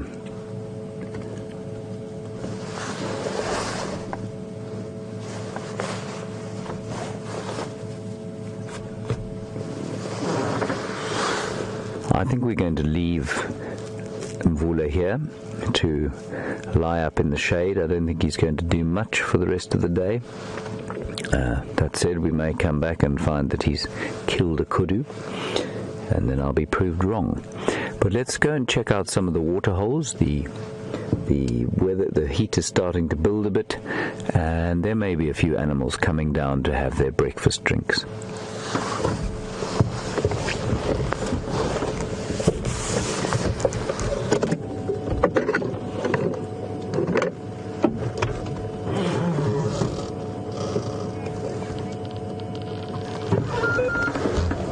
Just as we wander off, I'm going to hand you back to Brent, who's still tracking and doing what he does best, which is find animals, and we'll catch you just now.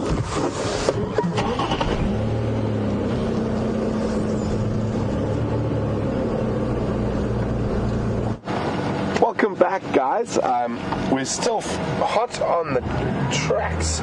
So we went around that block, no one came out, and nothing came out. So then we went around and checked, just on a hunch, another road, and found her tracks again. She's walking down the road again, so we're going to keep following for a little bit and see what happens. But I've had some feedback from the quiz. We've been asked for some track ID and birds and animals, so we can definitely cover all three. Let me just see if she changed sides of the road.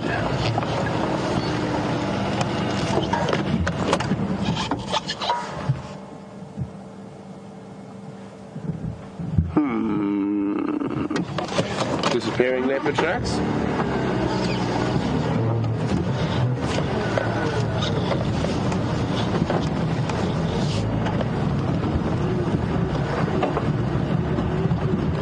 Yeah, there we go.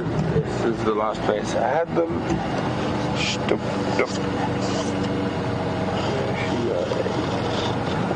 Might just be walking in the middle of the road. So I think the first quiz we'll start off nice and easy. We'll start with animals.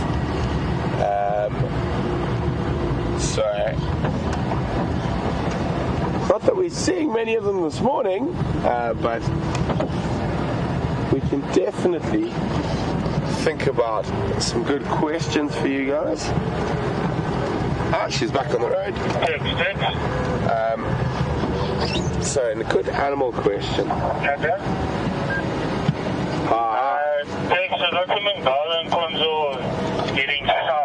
I would like to know,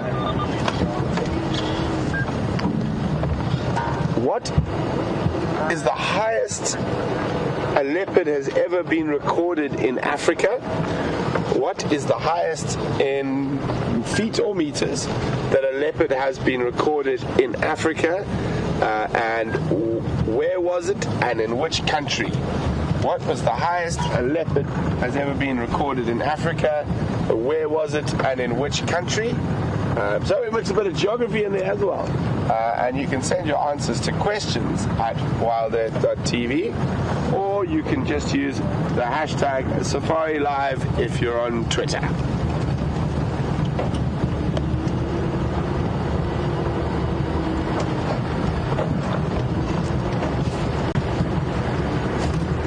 So, tracks are now heading west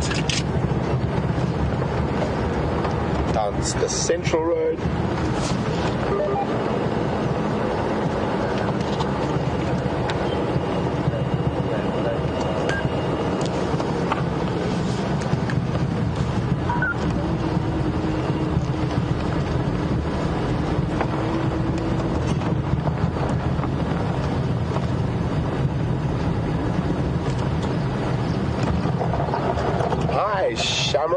Shamrock would like to know the correct pronunciation of Buffelshoek Dam.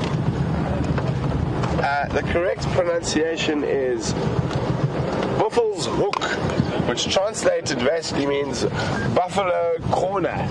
Buffelshoek, buffalo corner.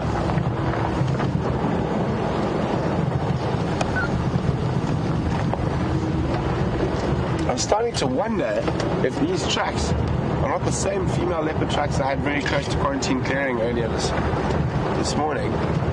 We've been seeing some really strange behavior. I mean, I tracked a female leopard from literally the western boundary to the eastern boundary, and I mean, leopards can move distances, but it's unusual for them to move that far in a single night. She's back on the road on the left there. So I just need to listen to the radio.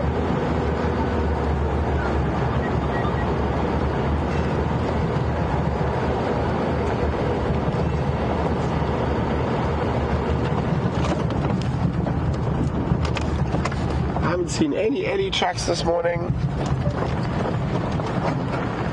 or none fresh. I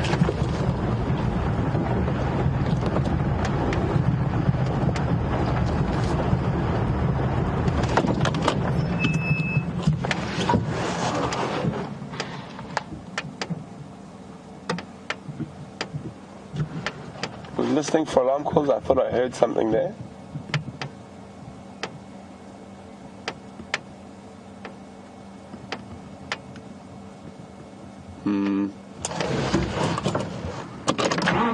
have alarm calls on the brain, imagination getting the better of me.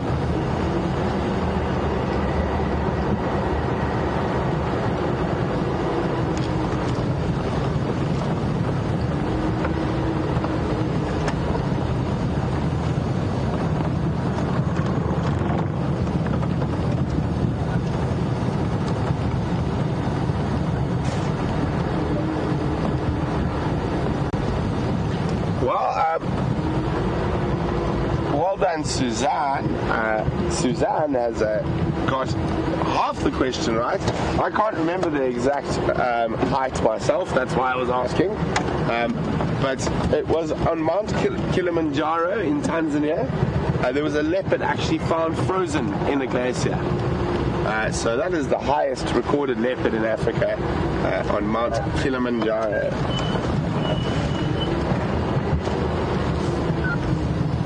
So we still got the trucks. Been quite cooperative walking down the road for this long. I said I'm starting to have the sneaky suspicion that these trucks could be heading straight towards camp where we had tracks this morning.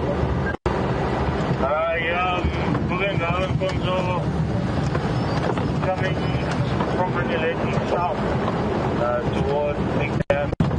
You guys might have a signal up as I go through this dip. Please bear with us, I'll be out of it shortly. Not following up in the next space as we're stopping there.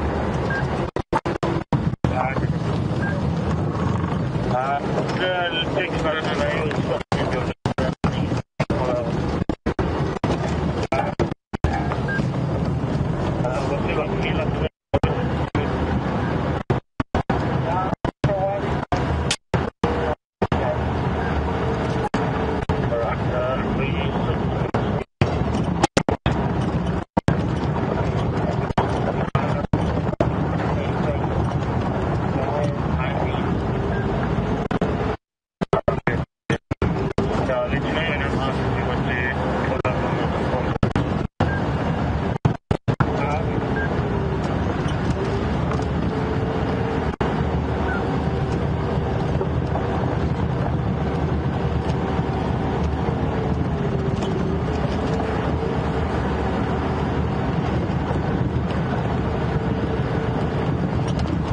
Hi, David from Chicago.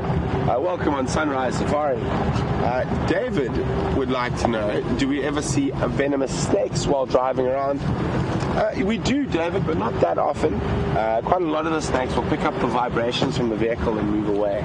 But we do see them from time to time. We see black mamba, spitting cobras, snouted cobras, puff adders. Probably those are the more common of the venomous snakes that we do see. The most common is probably the Mozambique spitting cobra.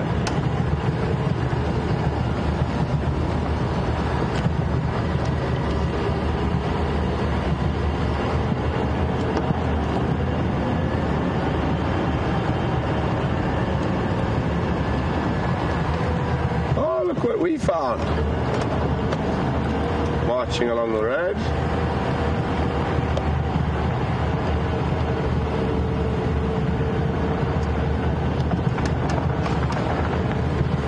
Found a wildebeest and a hen tree driving over our tracks. Tisk tisk. No, I'm only joking. Oh. Morning, James. Good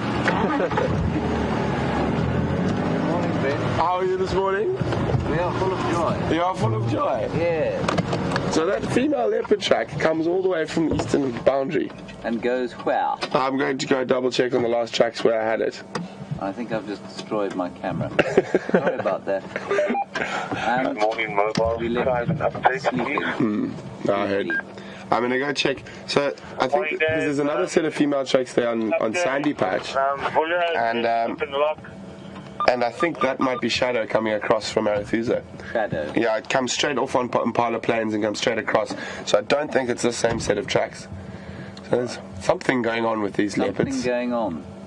Well, good luck. And we shall see you at breakfast. Yes, you will. Wildebeest? You will eat profoundly. Yes. As you were. As you were. Bye. Bye.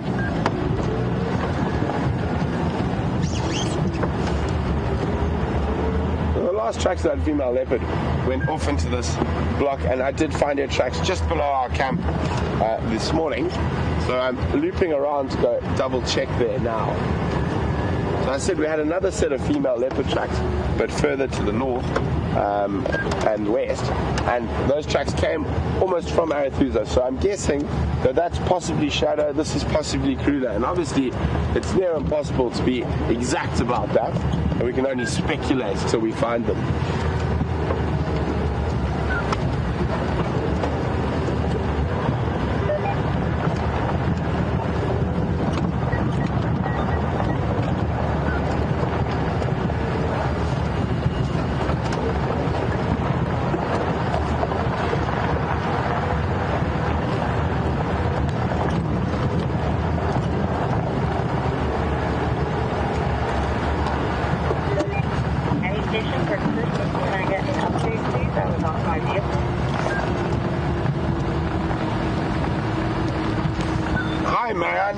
Marianne's got a question for us, but I'm about to go through a dip, so I will answer once we're through.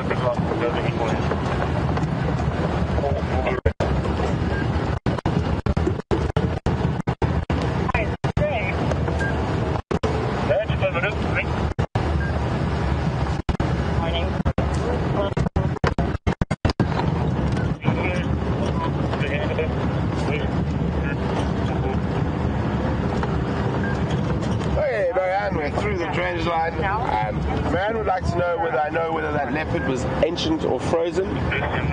Oh, sorry, ancient or modern when frozen. As far as I understand, it was modern, but that means the last 100 years or so. I'm not 100% sure, but it's definitely not ancient. Right now, is there any station with him?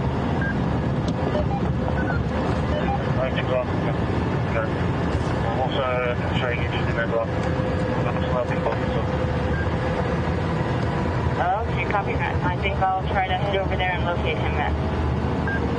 Copy.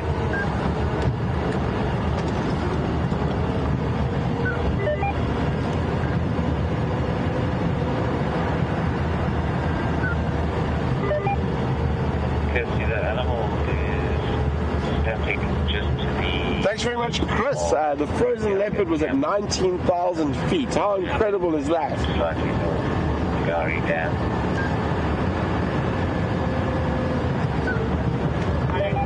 Is that correct?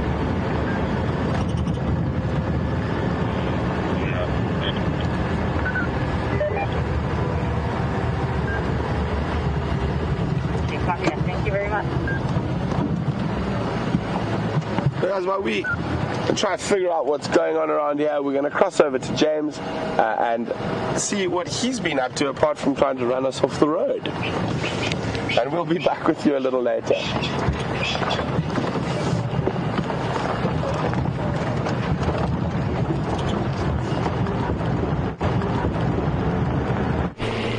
Welcome back to Vion and my game drive this morning. You can see the light has harshened up slightly as the sun has risen.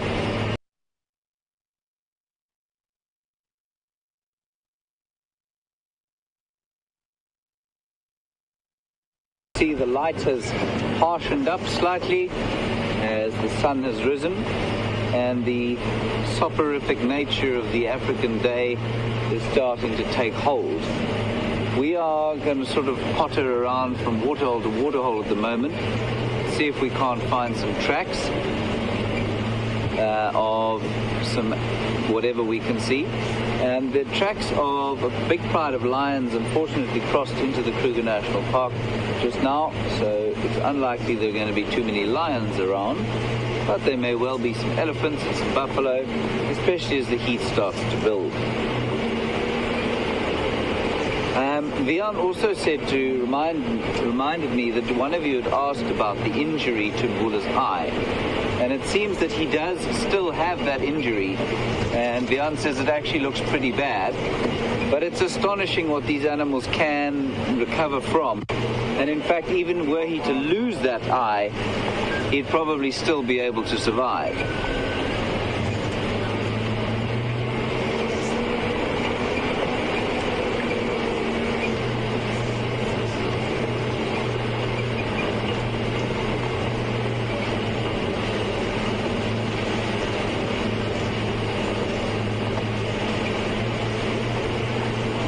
Question from Rita in New Jersey. Welcome, Rita. Slightly different surrounds that we find ourselves in compared with what you find yourself in, I'm sure. You want to know the difference between a wild dog and a jackal. They are the same, no, they're not even the same genus, so they're the same family. That's the Canidae, or canid, or dog family. And sorry, I'm just destroying my camera aerial there. Let's back up.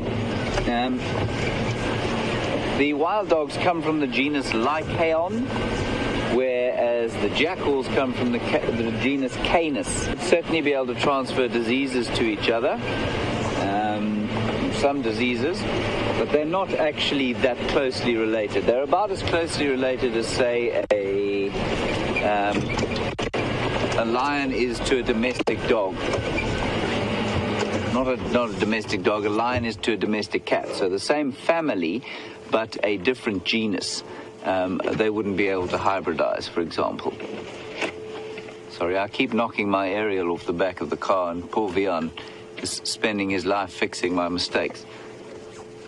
We'll be on our way shortly. There we go. He's masterfully done it again.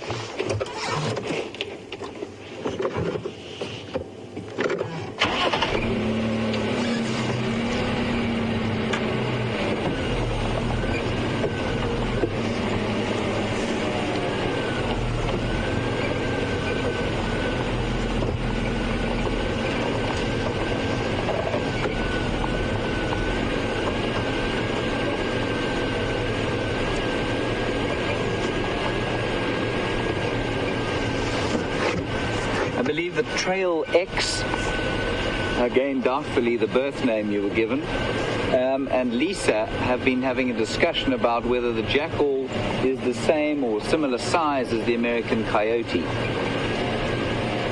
I believe that the coyote, according to Lisa, is about 31 pounds, which weighs in at about 11 or 12 kilograms, if my arithmetic is correct. And so they are pretty much of very similar size. The jackal is probably between 11 and 15 kilograms, maybe in some cases up to 20, but around about that mark. And probably a very similar strategy to life.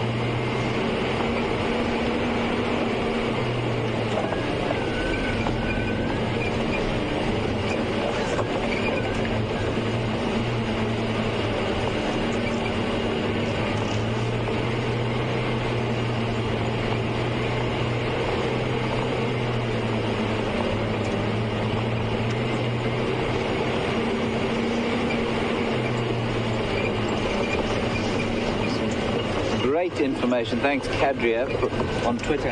He has just told me that Karula's mother was blind for most of her life in one eye. So it just goes to show how incredibly adaptable these animals are. And they'll compensate with other senses, much like we do.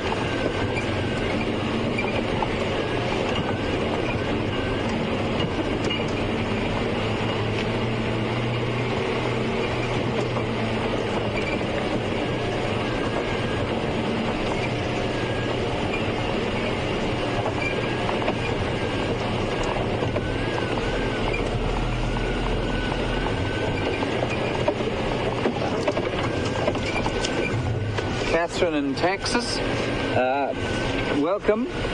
You'd like to know if it's difficult to tell the difference between hyena and wild dog tracks. The answer is no, it's not difficult at all. A hyena is a much bigger animal than a wild dog. and so the track is proportionately larger. It's also a very different shape. A hyena is uniquely sort of shaped. It's compact. The back pad, if you think of your domestic dog's feet or your domestic cat's feet, the structure is fairly similar. The back pad is kidney shaped on a hyena, and on a dog it's much more what do I want to say? It's not so kidney shaped, it's a bit rounder, and it's a much more symmetrical track. It's also sort of more exploded, so that the pads are slightly further away from the back pads are separated from the front pads. And they're also, with wild dogs, you normally find them in packs, and so they'll move along in a group. Hyenas, although they are found in clans, often forage alone, and so their tracks are often found alone.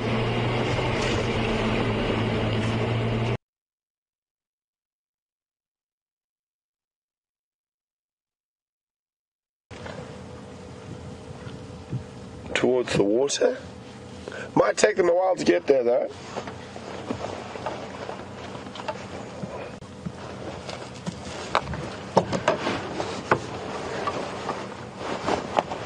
Oh, it's definitely warmed up a lot now. Layers are coming off.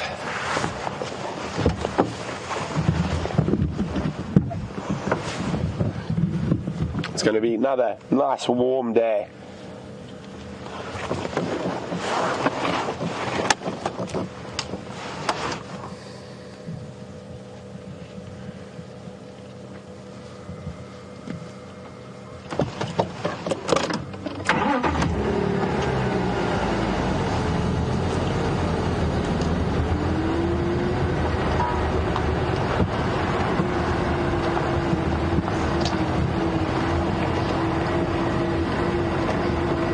They're moving very slowly while they're feeding.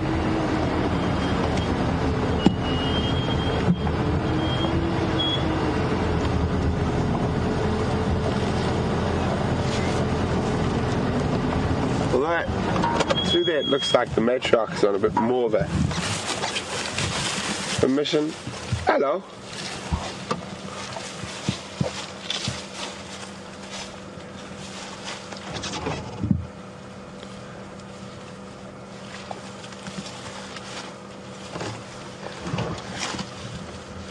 So, I mean, while elephants feed, they can spread out over a vast area, and they can communicate with those low-frequency rumbles that we can't hear.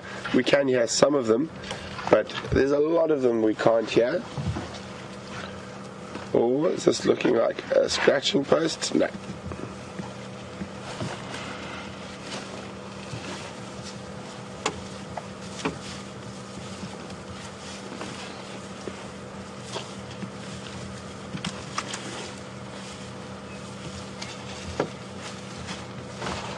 Just scoot forward a little bit again.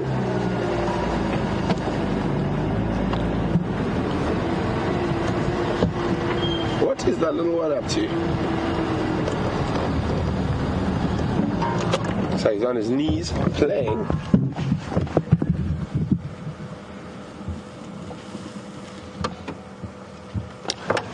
I can't really see what he's doing there behind the other ellie.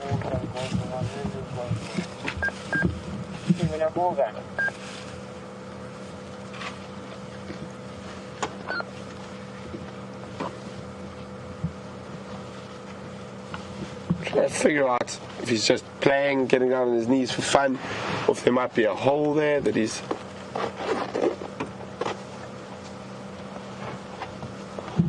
No, it looks like just playing for fun.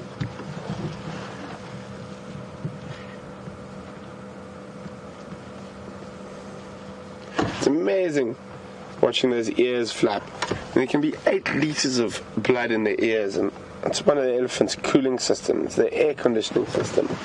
I don't know, just very interested in something down there.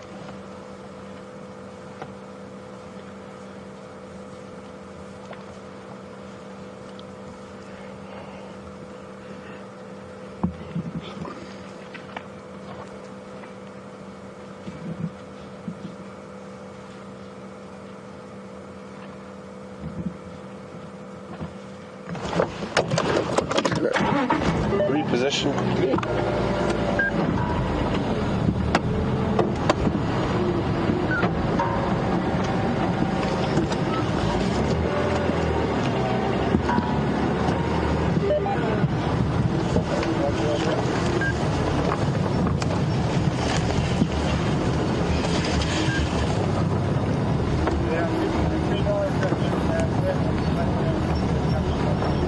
There is a hole with a bit of clay. I think that's what they were after there.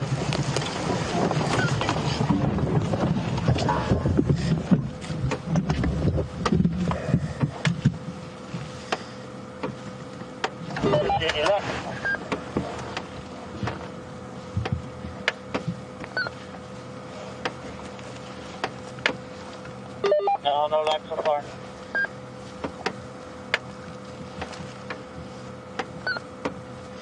So they're not moving particularly quickly towards the water. I'll be back in that area in 5 minutes. I'll go to the last location. James, so there's vehicle activity. I mean, there's trucks going in every little 2 tracks to the west of Mvula Road.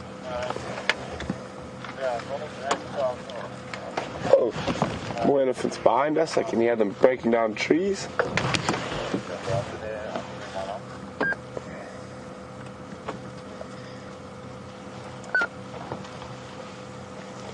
I think these guys might eventually make their way towards that water hole in front of Gallagher Camp. So if anyone has just tuned in or is new to Safari Live, we've had a great morning so far. James has been with Mvula. We've been doing quite a bit of tracking, and now we're sitting with a wonderful herd of elephants. And it's been a spectacular morning, one of those beautiful low-fault winter's mornings. Starting off quite cool, but now really nice and warm. Oh.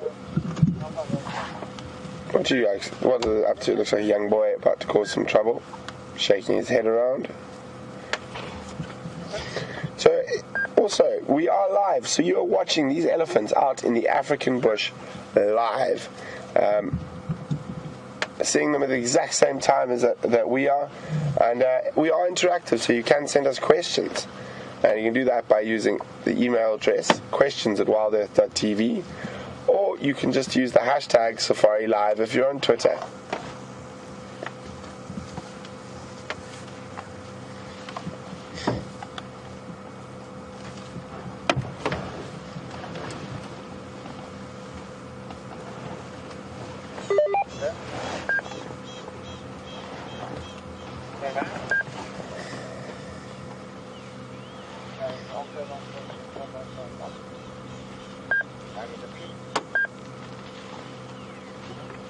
Sometimes it's wonderful to just sit quietly, peacefully, and observe.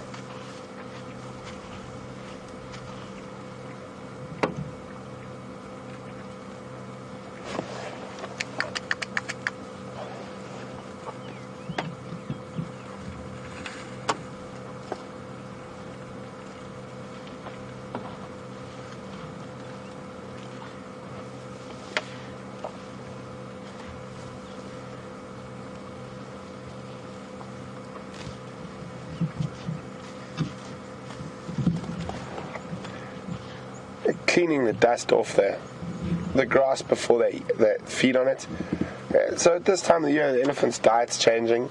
They're going to change from being a predominantly grazer during the wet season to a predominant browser during the dry season.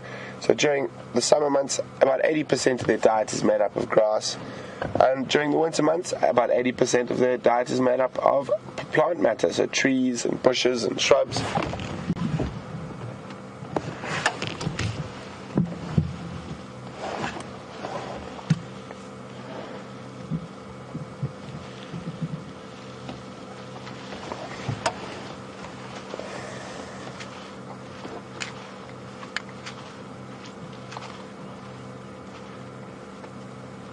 I was hoping these elephants would sort of charge off down towards the water, but they don't look like they're that much in a hurry to get to drink. But I'm quite sure they're either going to make their way down to Mvula or Gowrie Dam, or to that small little waterhole in front of Gallagher.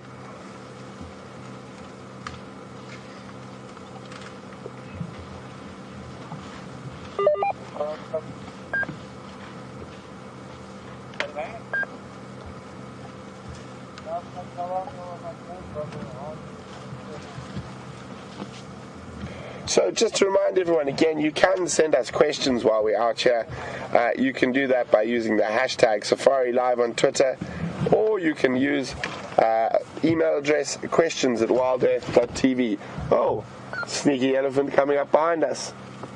It looks like a young bull.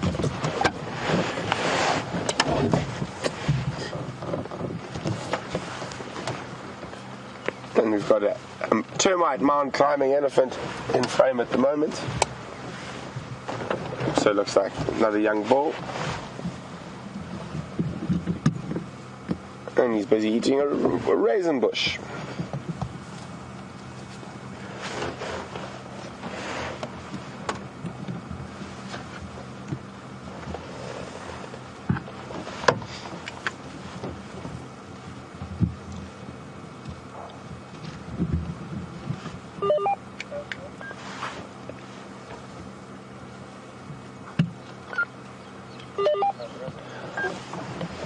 Hi Carol, welcome on the Sunrise Safari. Carol would like to know, how many stomachs does an elephant have? Carol, an elephant only has one stomach. It is not a ruminant, so they only have one stomach, and a stomach that doesn't actually work that well. They leave a lot of undigested nutrients in their dung. They probably only get about 40% of the potential nutrients from their food, and that's why they have to feed constantly through the day and have to eat so much. A big elephant bull can eat up to about 200 kilograms of vegetable matter in a day. I think it's over 400 pounds of vegetable matter. A big bull elephant. Let's just move a little bit again.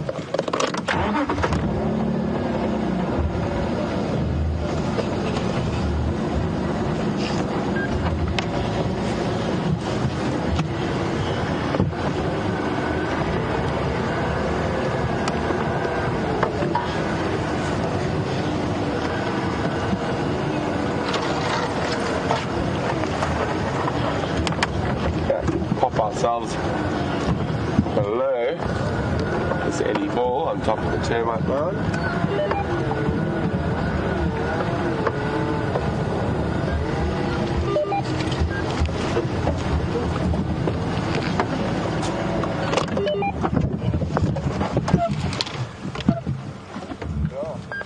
He looks like he's eating off a grivier or a raisin bush.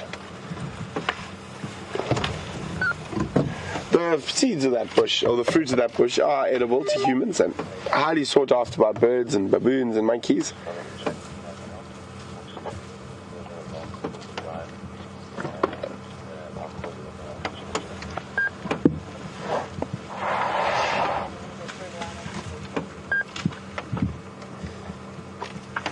Look how long his eyelashes are. Obviously, eyelashes are there to protect the eye from foreign objects.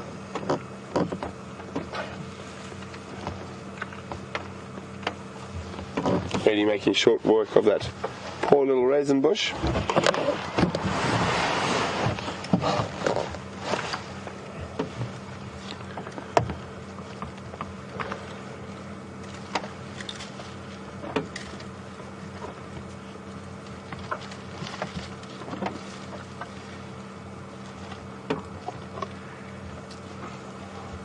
So yesterday we discussed quite a bit about, or was it yesterday or the day before?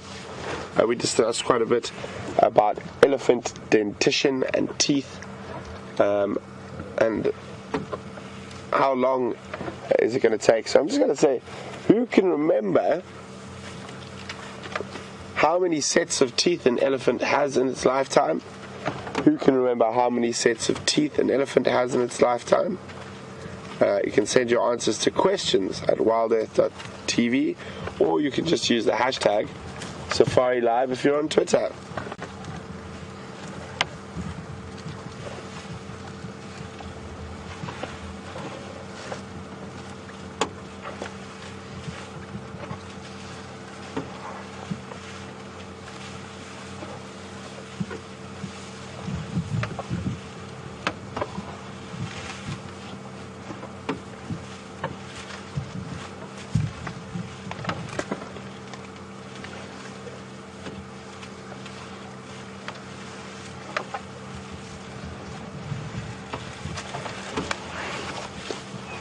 We're now literally sitting amongst the elephants. We've got this young bull, in front of us the young cow we're just looking at, and then behind us the rest of the herd.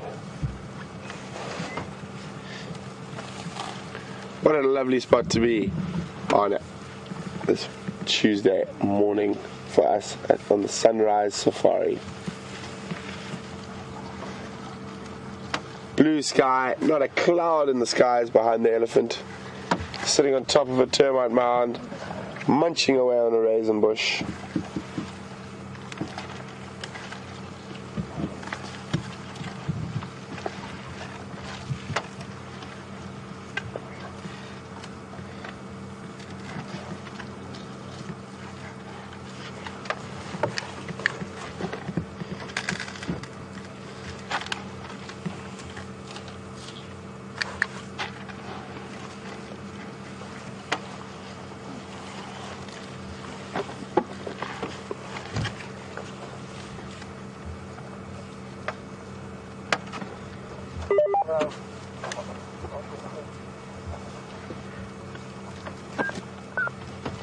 Chris Rogue, Chris Peelan and Anna Marie, that's correct.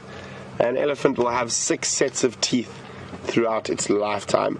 It gets their last set of teeth at about 47 years old, and then that will be the last set, and that once that set of teeth has been worn down, unfortunately quite often it's a very slow and painful death for elephants.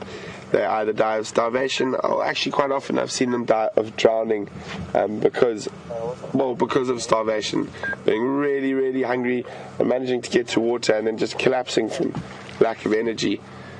But as I was saying, it is part of nature, and an animal like an elephant, the amount of energy it will return back to the environment once it's dead, in terms of food for so many different animals.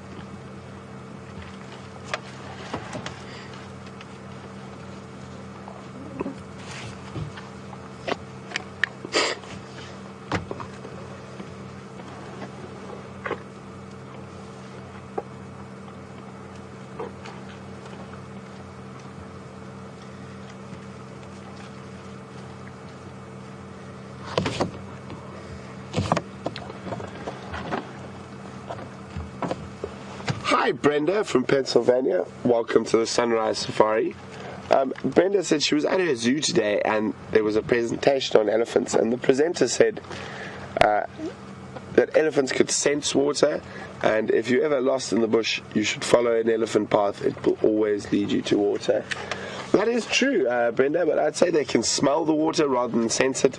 They have an incredible sense of smell, and if you are ever lost and stranded in the bush, one of the best ways to find water to drink in the more arid parts of Africa is to follow elephant tracks. Oh, we've got some more elephants coming in from behind us in the distance. Still quite a long way away though.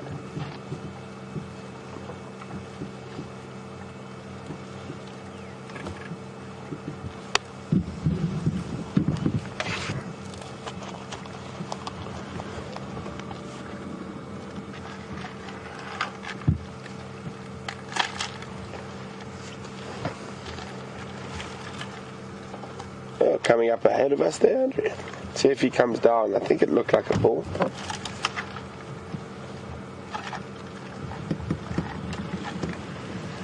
There we go. Or maybe not. I can't really see yet. Wait, come around the corner.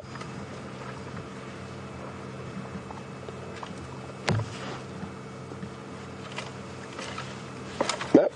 And stop. Start feeding. I think it's a female and another youngster coming through. Oh, can you hear quite a few more coming through? There we go, there's a little one.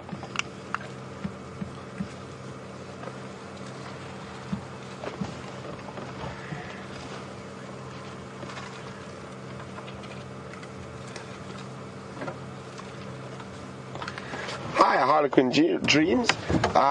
Welcome on the Sunrise Safari. Harlequin would like to know how many languages I can speak. Well, Harlequin, fluently, not as many as I'd like. I've lost a few of them as I've got older, but I can get by with very bad Zulu. And I think probably out of all the African languages, my most fluent at the moment is Kiswahili from Kenya and Tanzania and Uganda.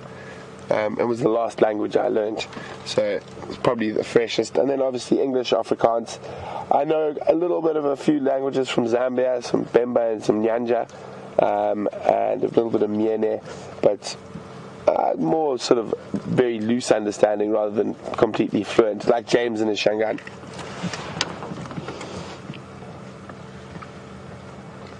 I just keep hearing the bush crack and open around me, so more elephants coming.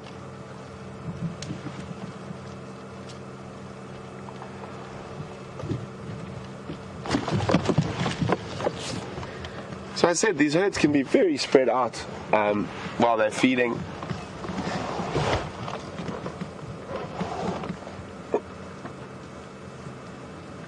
And I was really hoping they'd sort of power on towards the water, but it looks like they're going to take their time and only go drink when they want to.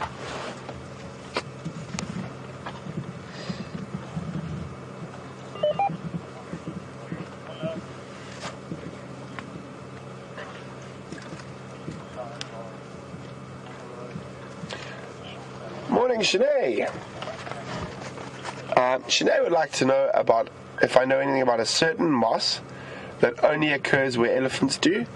Shanae, I have never heard of that before, so I'm not 100% sure. I'm not saying there isn't, but I definitely haven't heard of anything like that before.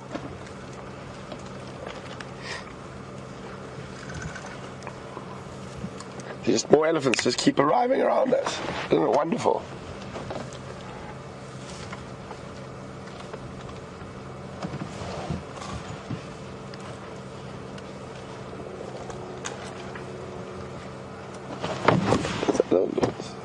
Where's that little terrorist? Down there.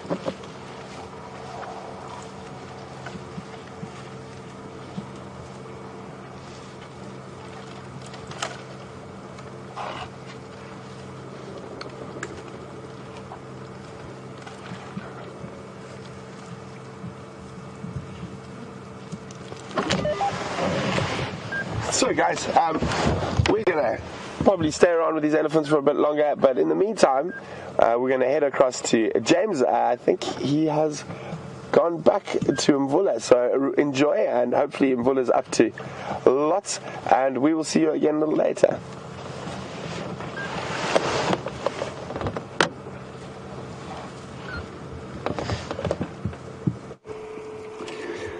Welcome back, everyone. We've come back to Mvula, and excuse me, he's moved precisely 15 meters from where he was before, so he's not doing much today. It's very hot now, and he'll just lurk there quietly in the shade.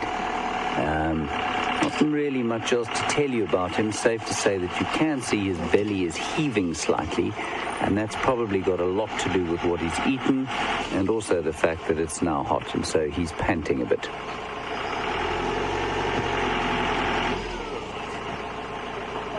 I must just thank you all for your help with the information we got today about Mvula and his offspring and his sort of conjugal meetings with Karula and various others. It's been really fascinating to learn from you, and I hope you've enjoyed having a look at this magnificent cat, my first one at Djuma. We've spent a good few days trying to find one, and finally we succeeded.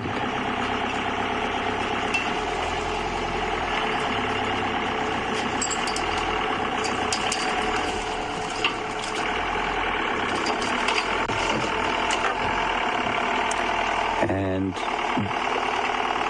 just before we leave you, I'll just tell you about the tree that competition we had, or quiz. I think it was George. I missed exactly where you come from, but we had 2 answers from Illinois. Missed and Sam in Ohio. Thanks for the answers on the tree.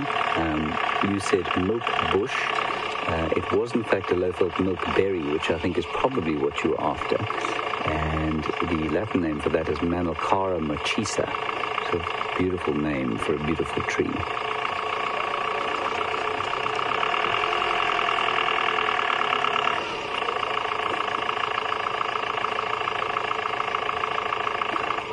I'm afraid I've tossed the leaves away, so I can't show you what they look like again, but I will find some more at some stage and we can just reconfirm. It's a very obvious tree with its prominent midrib.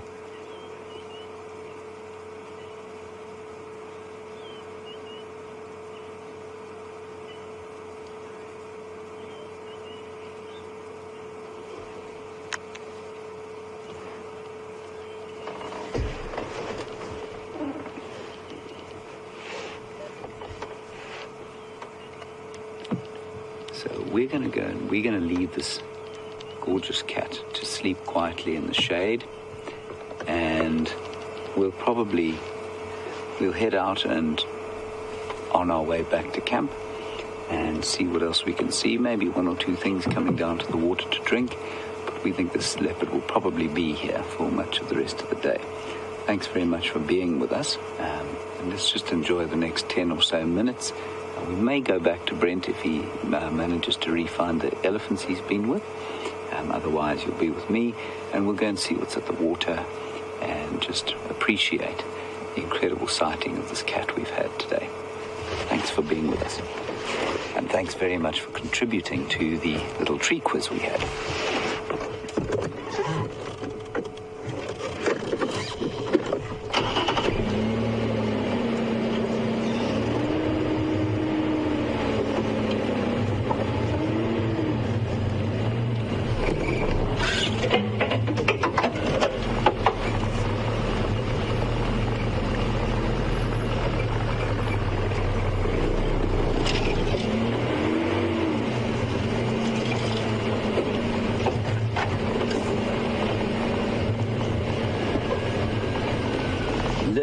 Michigan has just said that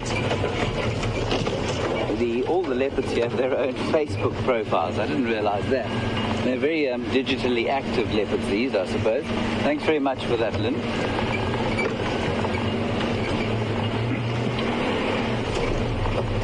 Even the leopards have to move with the times, I suppose. I suppose the next thing will be to have them tweeting.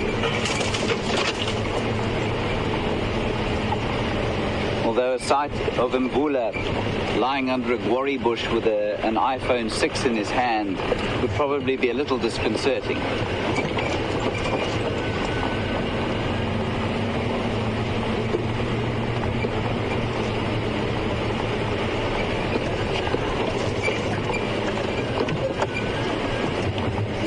Right, Brent seems to be back online. Satellite is speaking to him again. He's with the elephants, and you're going to close out our game drive with him.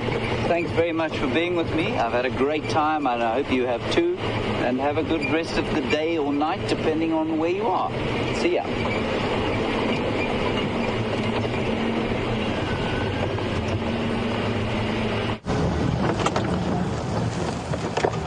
Welcome back, everyone.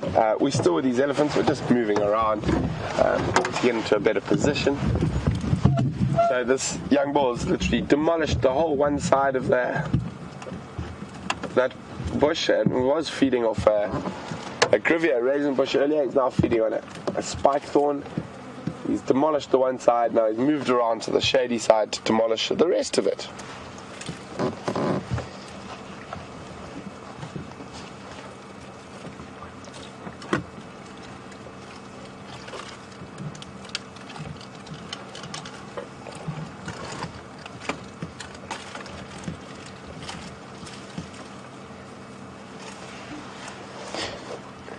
It's going to be quite difficult to follow these elephants any further once this guy disappears.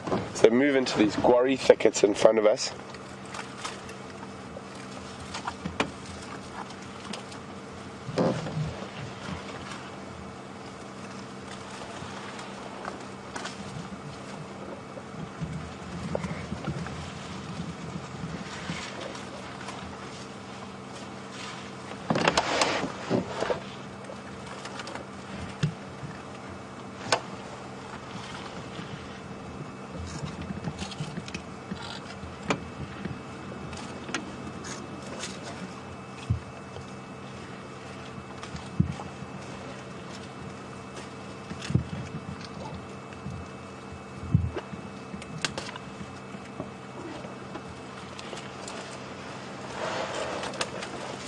So there's not too much time left this morning, so if anyone would like to send through a last couple of questions, we'll definitely try to answer them.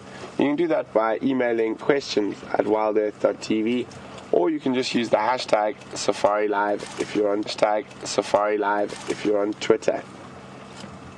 And we're definitely not going to disappear. Really nice spending time with a herd of ellies like this. How dexterous his trunk is.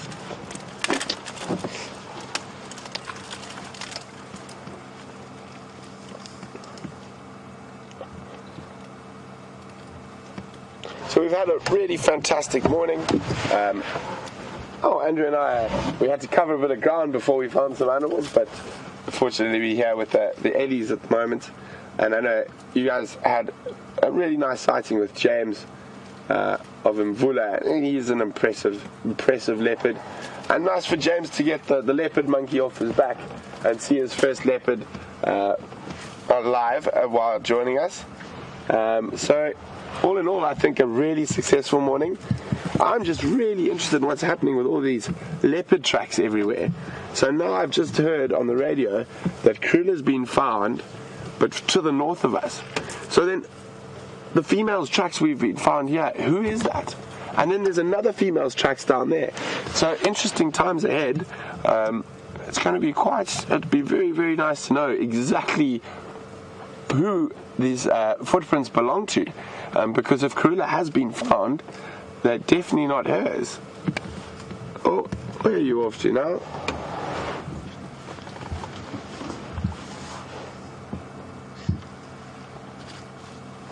I think I'm just going to try sneak to see that little baby ellie one last time before we disappear. They are so cute.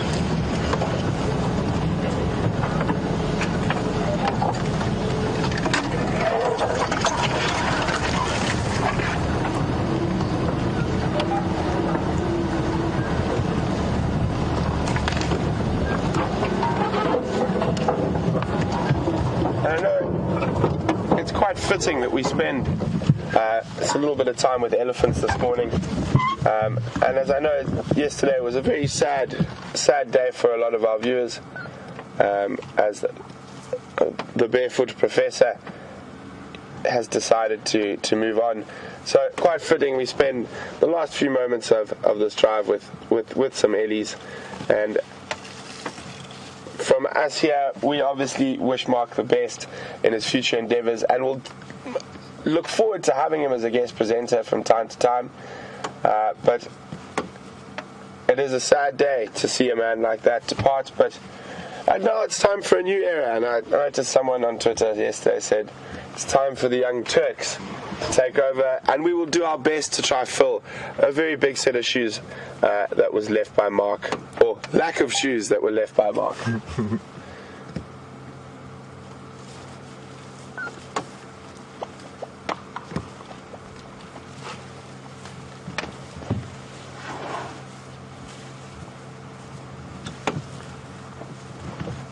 So, from the rest of us here at Safari Live, we're going to wish you a wonderful rest of your day, and thank you very much for joining us. We really do appreciate it, and all the questions you guys sent in, and we look forward to having you on the Sunset Safari, and we can see what else we can find. So wherever you are, I hope you have a wonderful day, or evening. I can hear an elephant coming up behind me. I can just hear this doof, doof, doof. A wonderful day or evening, wherever you are in the world, and we look forward to just joining us on the Sunset Safari. And so for the last few minutes, we're just going to have last few seconds, we're just going to have a look at these ellies.